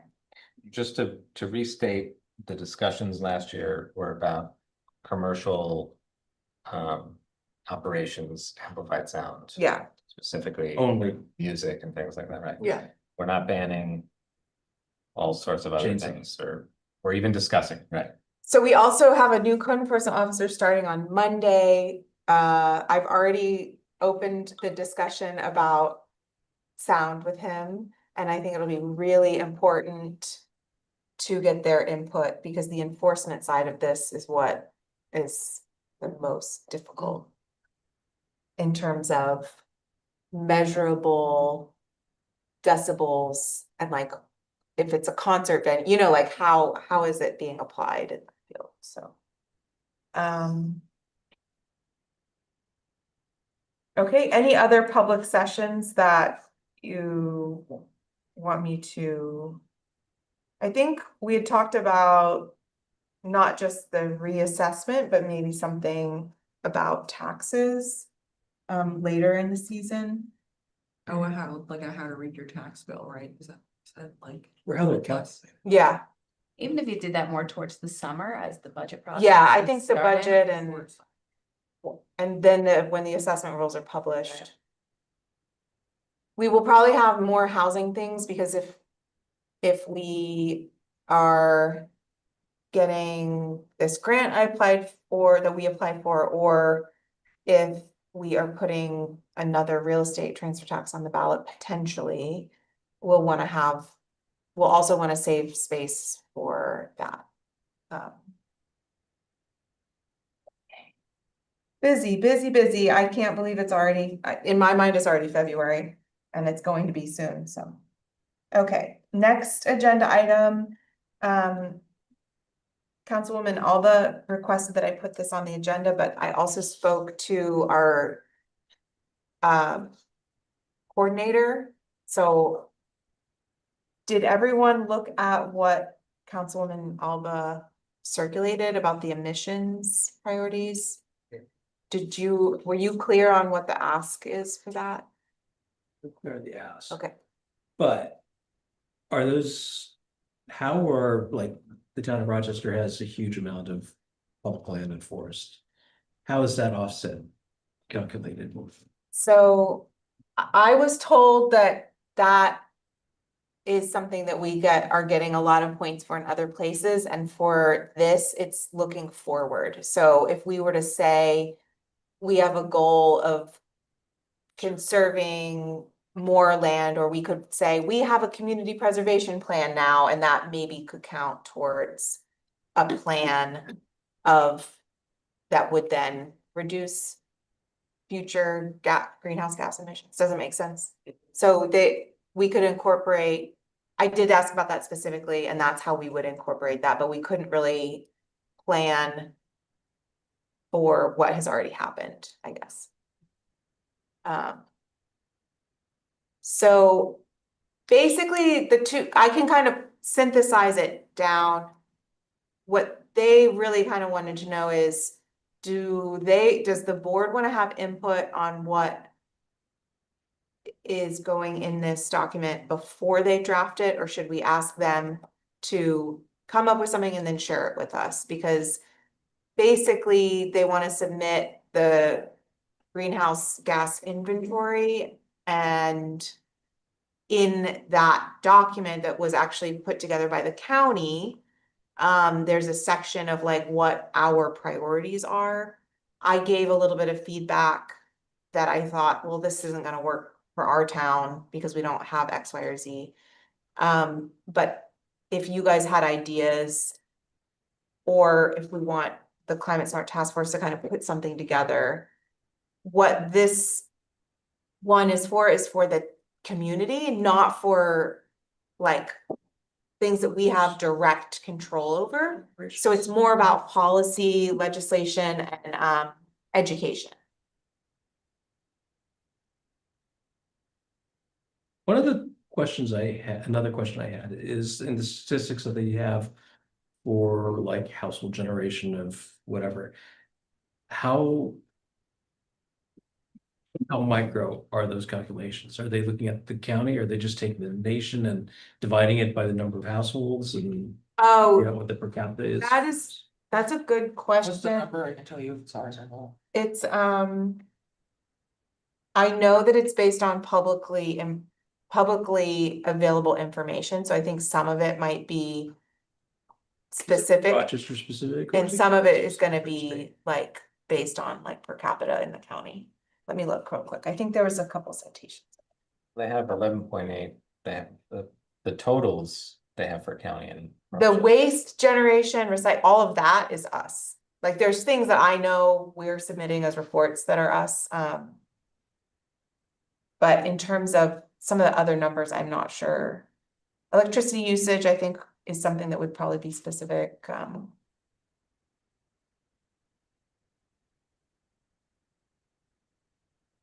But just be curious how what those data sources are. That was the first question that was posed to me is like, who made this document? Yeah. And I was like, we didn't have anything to do with it. Yeah. Not the comments. But The the town, town. yeah, the county and that organization, ICECI or whatever, they did that.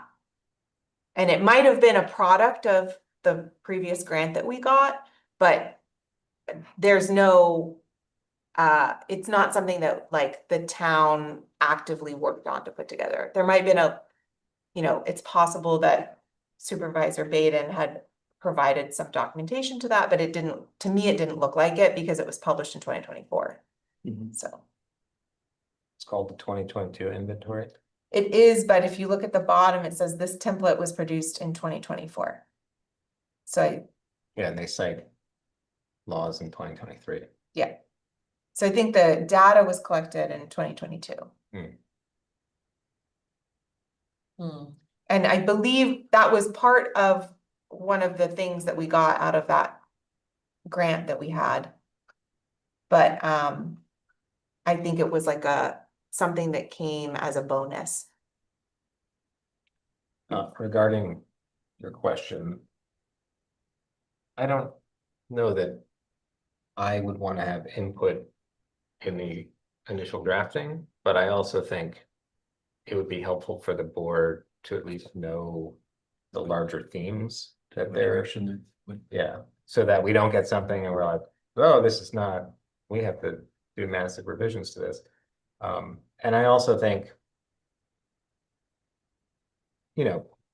people on that committee are people that are interested in these issues and have a lot of knowledge and background about them. But if this is a document that's gonna kind of guide the entire community, there are impacts to agriculture, there are impacts to, other industries.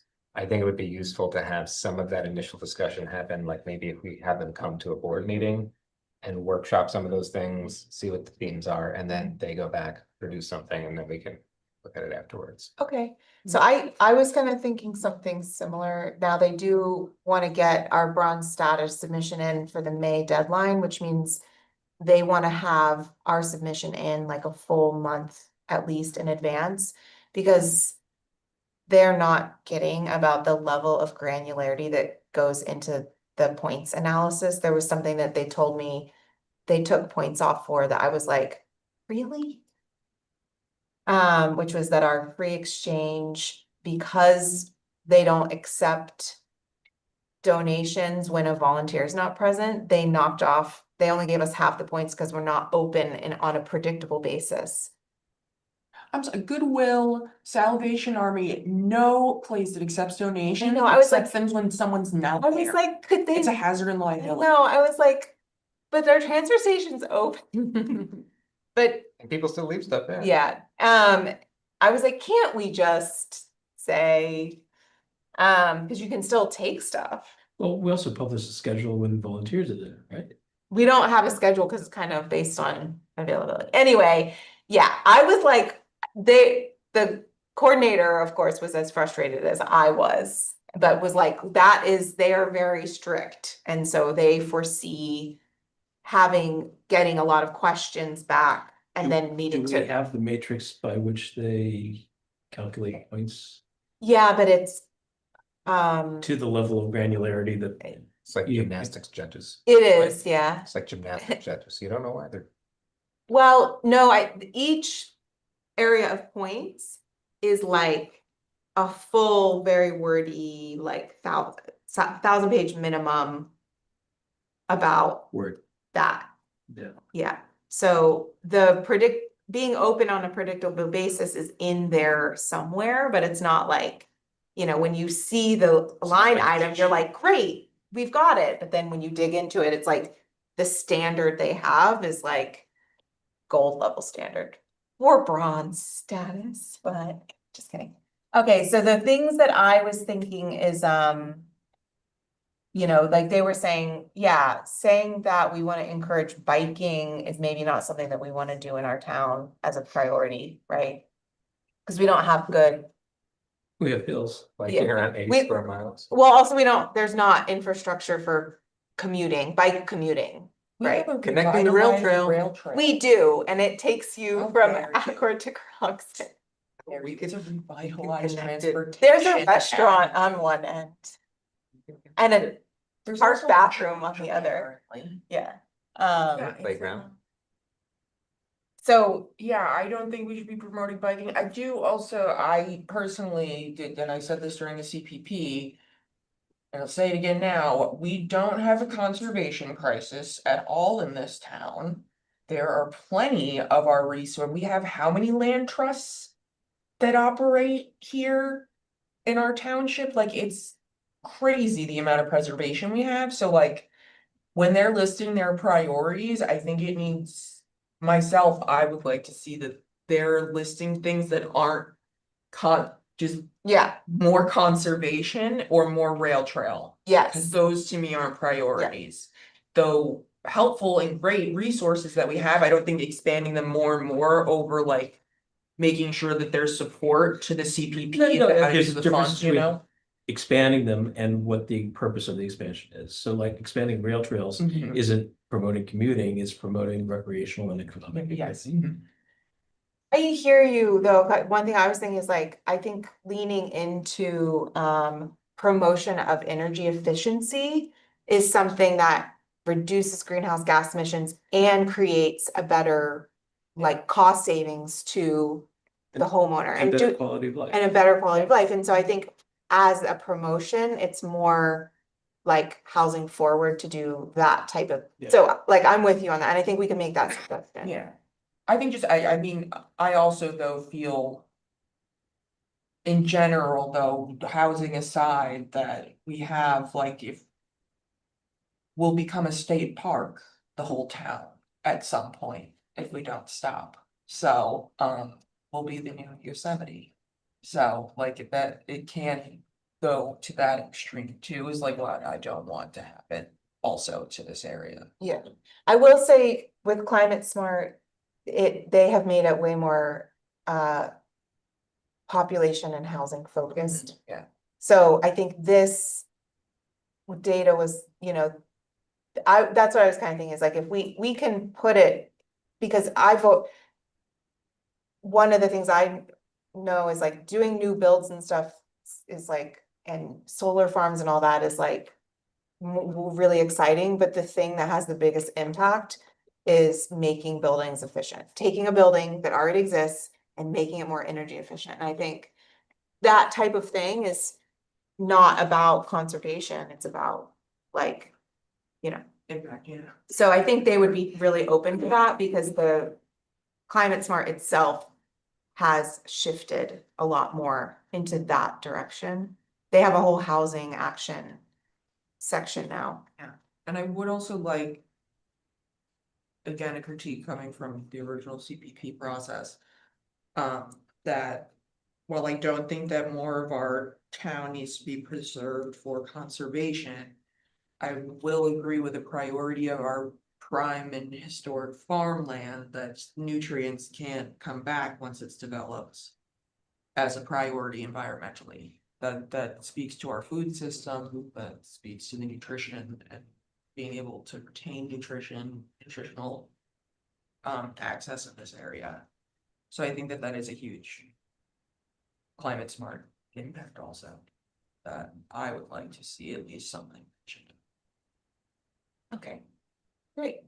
So I'll go back and say that we have these high level feedback in terms of priorities, but otherwise, if they feel comfortable putting something together and then letting us take a look. Yeah, like we would just like these incorporated with what else they have Yeah. from theirs. Um. All right, I don't need to talk about the highway truck purchase because I put that on there before I'd gotten, well. Okay, Mary Lou, Hey, I'm on. amending the resolution regarding the sale of an abandoned portion of Queens Highway to a neighboring property owner. Yes, I sent out a resolution this afternoon and Oh, I put it in the SharePoint. So if you're interested in doing it tonight, you can. If you want to become more familiar with it, we can do it at the business meeting. Is But this at City basically, Hall? last, Is this the corner of City Hall? I'm sorry, Corner of City Hall it's Queens Highway. and City Hall Road. Could be. I have it as Queens Highway in my file. It's the one we did last April. Yeah. And we came up with a resolution. In the resolution, we'd give them the deed and then they had 9 months to go get the lot line improvement from the planning board. I'd shown that to them beforehand, but then it went to their title company and they said, we can't ensure title in this way because we don't know what's going to happen.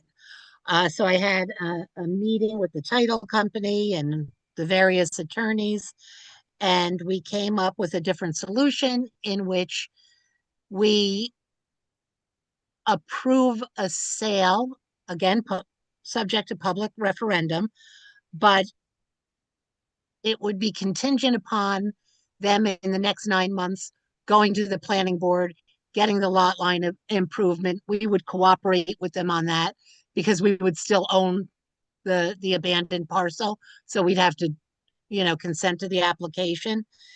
And they'd have 9 months to do that.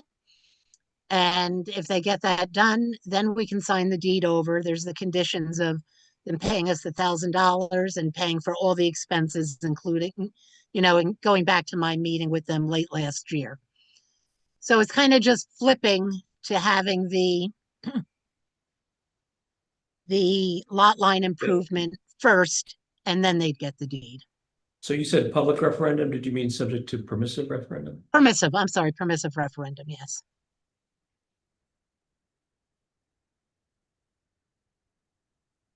I mean, I think it's fine to. Yeah, so this it's fine. resolution. Yes. So if you'd like, you could make a motion to pass the resolution as presented if you've all had the chance to read it. I'll make a And if you- motion. Oh, And if you haven't, you can read it right now. It's in your email and on is it called SharePoint? yes. Okay. I'll make a motion to pass the resolution regarding the Queens Highway as presented. Second. Any discussion? All in favor? Aye. Opposed, abstained, motion carries. Okay, Kate, we're gonna have to do another permissive referendum. Yep. Okay. Thanks. That's 30 days. Yeah. Well, I won. Hi, Jerry. Oh, good night, Jerry. Jerry. I wanted to let the board know I'm opening the community center as a warming center this weekend. Saturday and Sunday, 10 a.m. to 6 p.m. Because we don't have like staff for it, it's basically me unless anyone else wants to cover a shift, which we can talk about offline. My plan is on Sunday if we do get the snowstorm, but that is a situation where people might need a warming center. The highway department or our emergency services coordinator are gonna pick me up To deliver you, man? and deliver me here When is the snow supposed to start? Sunday morning. Sunday Monday morning. So Zolly, I'm opening the community center as a warming center this weekend. Good. So that'll be 10 a.m. to 6 p.m. The county, I've coordinated it with the county and I'll be alerting our local, I've told the fire district. But I was saying basically it kind of is just me opening the warming center and so I'll either be here for those 16 hours. But if a board member wanted to come by or take a shift, I have a feeling it's not gonna be like, I want the option here. And in order to do that, we have to post hours and stuff. So but I'm gonna make coffee, we have a shower, so especially, you know, then the other thing is if we do get a storm and there's ice and it knocks out power, next week I will be working around the windows of time that the community center is available, depending on how much snow we get and what happens, just thinking about this as being an emergency location and being able to offer our hot showers and When we've had similar weather situations in the past, how many people showed up? I don't know. When I did the cooling centers, no one came. But I think given that the high on Saturday is like 10. If there is a need for anyone, I'm imagining, and I spoke with Jerry about this, the most likely case is that someone would need to get transported here because they are out of heat, and then while they are finding a place to stay, they have a place that's not cold to stay. And it's sort of tangentially, sorry to bring it up. Right. Do we have, are we prepared, are you prepared for emergency fuel deliveries? I mean, I'm prepared as I ever am. So we do have a staff member that will do them with me, and we bought cans. When I was out, Councilman Nguyen did an emergency fuel delivery, and you didn't know all of that, but we have some cans, and we typically would fill with the fuel that the highway that we get that the town does. So, but the way that is supposed to go is the sheriffs are the contact point, and they are supposed to contact the town supervisor if the emergency fuel providers are unable to get to that location. So if something were to happen, say during the snowstorm, I would probably rely on the highway department to help get me somewhere, you know. Now, I do need to get a lesson on bleeding lines. In case someone is Alright, out of What you fuel. gotta do is you gotta just get an empty soda can. Aaron, I'll just take you on the next one, I'll show you. Okay, I'll Yeah. show you. I Also, I can be like on call on the weekend if you want to Okay. go do an emergency fuel delivery if you get one, since you're here if you want. I can confidently say yes to that. I don't know what the rest of my schedule is like that I. Okay. Could potentially go. I will say, one point, we will be the only warming center outside of Kingston. in the yeah, I county. know. Unless others we got an email asking if we could. When I had food poisoning last week, I had one day I had to go to Ellenville Regional Hospital to the emergency room. And there was probably 15 there. I would say at least 10 people in the middle of the night in the lobby Just sitting. just to stay warm. And all of them asked me if they could use my phone to call and find out where the warming center in Ellenville was, and I had to unfortunately tell them that there wasn't. So I did say we didn't have, because our community center is our everything. What I said is that if the county, if needed, because they asked if they provided staff and equipment, could we accommodate overnight? And I said, if you really need it, we can figure it out, but we have to coordinate it because so that's why I listed the hours that I did, but if the county has a need for that, I think we can see if we can work around our schedule constraints. I would like to push back on that point that this community center was built on a grant to be an emergency shelter.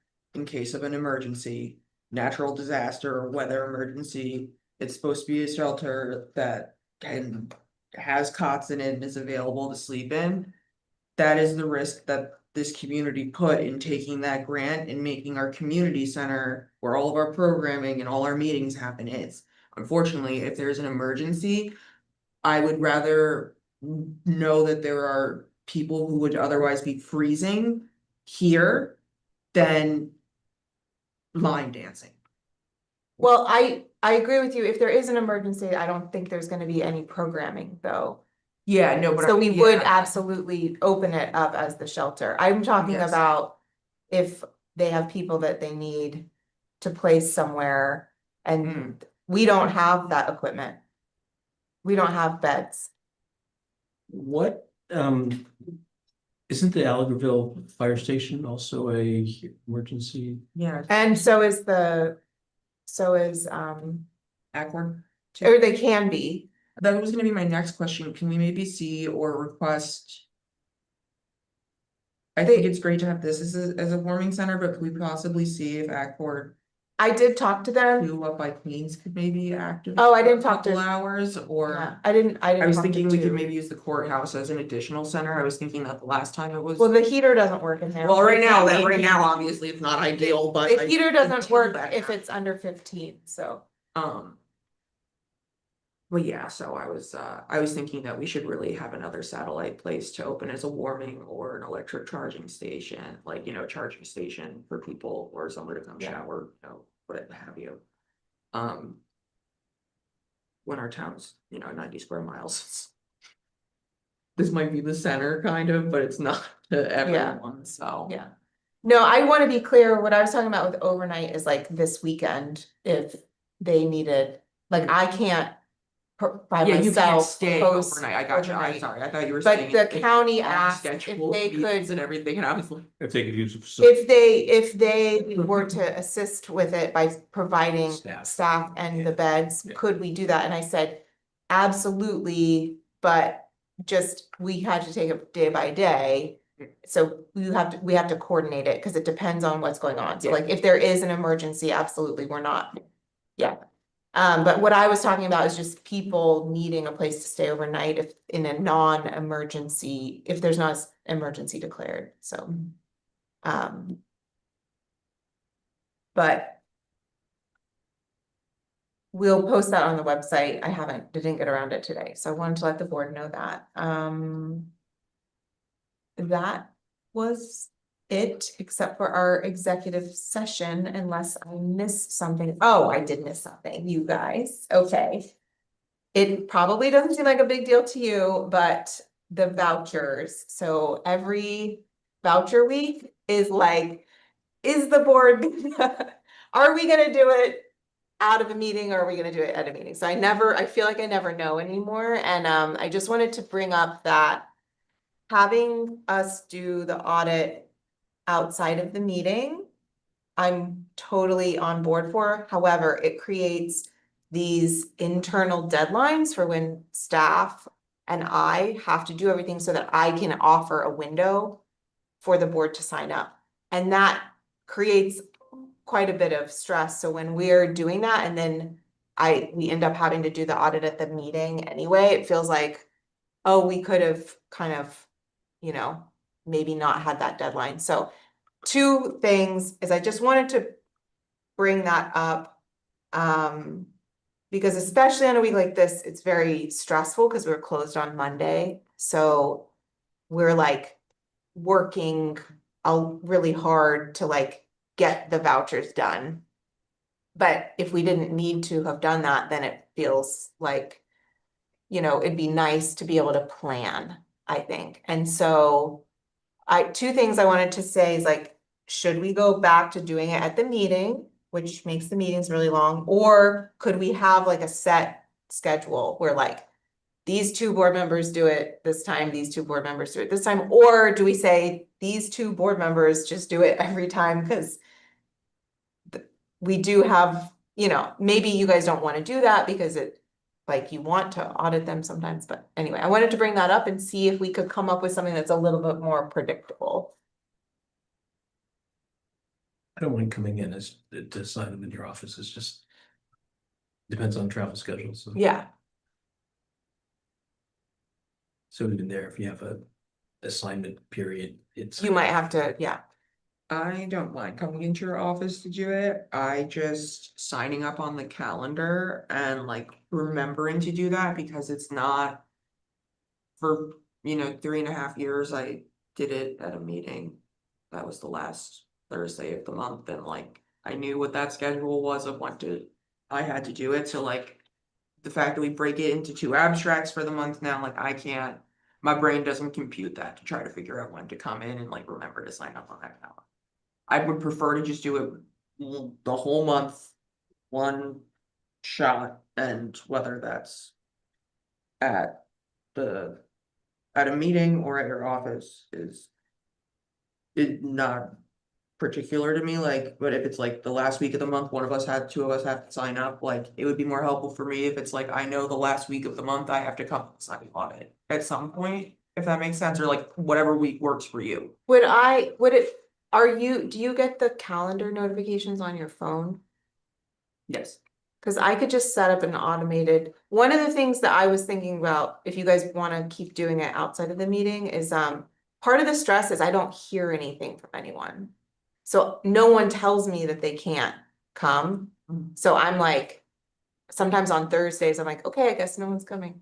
So it's that, like, I think yes, there have been a couple times we haven't, but yes, I don't know how, but like, Michael signs up like within 2 seconds of me sending the email with the sign up link. I'm waiting for it to come every day. Wait, you still send? I send I send it in an email, in the agenda email. But I'm trying to I think like if coming in. There's cookies at the office sometimes donuts. Well, if somebody brings cookies on. I could set up a calendar.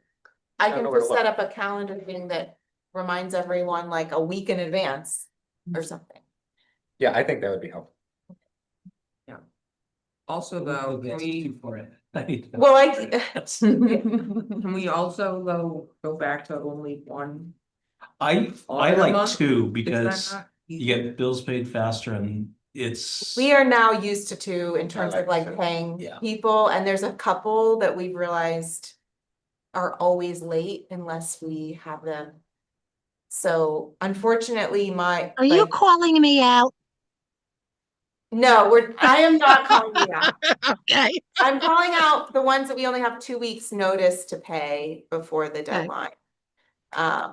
So like our credit card bill, we get it. We don't have a full month to pay the credit card bill. There's things like that. So I did bring it up to both Jessica and Stephanie, and they both like the 2. It just evens out with. But you could also commit just to 1 a month. I think to me, I'm like, if you're like Wednesdays at 3, you come the last Wednesday or whatever, that could just be your day, and then you. The schedule is very crazy. Okay. Understood. Well, it sounds like we should keep trying to do it outside the meeting. I'm requesting a little bit more communication. Just in terms of like, if you can or cannot do it. I think the anonymity, how do you say that word? Anonymity of a calendar invite. Also, I think kind of takes away some of that personal, like, hey, can you do this? It's like, you don't necessarily have to respond to a calendar sign up. So I think I just wanted to call that out that like. I'd rather have that. I don't want a calendar sign. Right, that's what I hear you saying, yeah. Like, I know if I were to, every time I've texted you, you get back to me right away. So, I'm just not. I think if we can, just kind of work towards some more planful communication around it, that would be really helpful. Okay. We have an executive session. Anything else?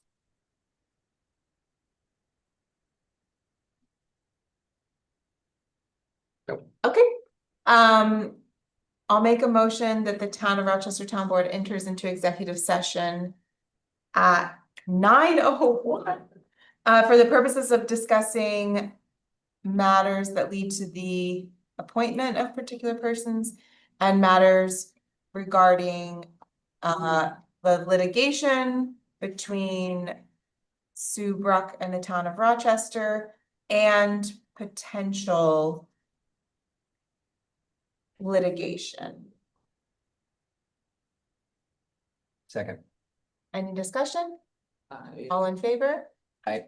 Aye. I, Um, for the record, I'll be abstaining from one of, or not recusing myself. Okay. From one of those discussions. all in favor? Aye. Aye. Opposed, abstain? Of going into executive session. Motion carries.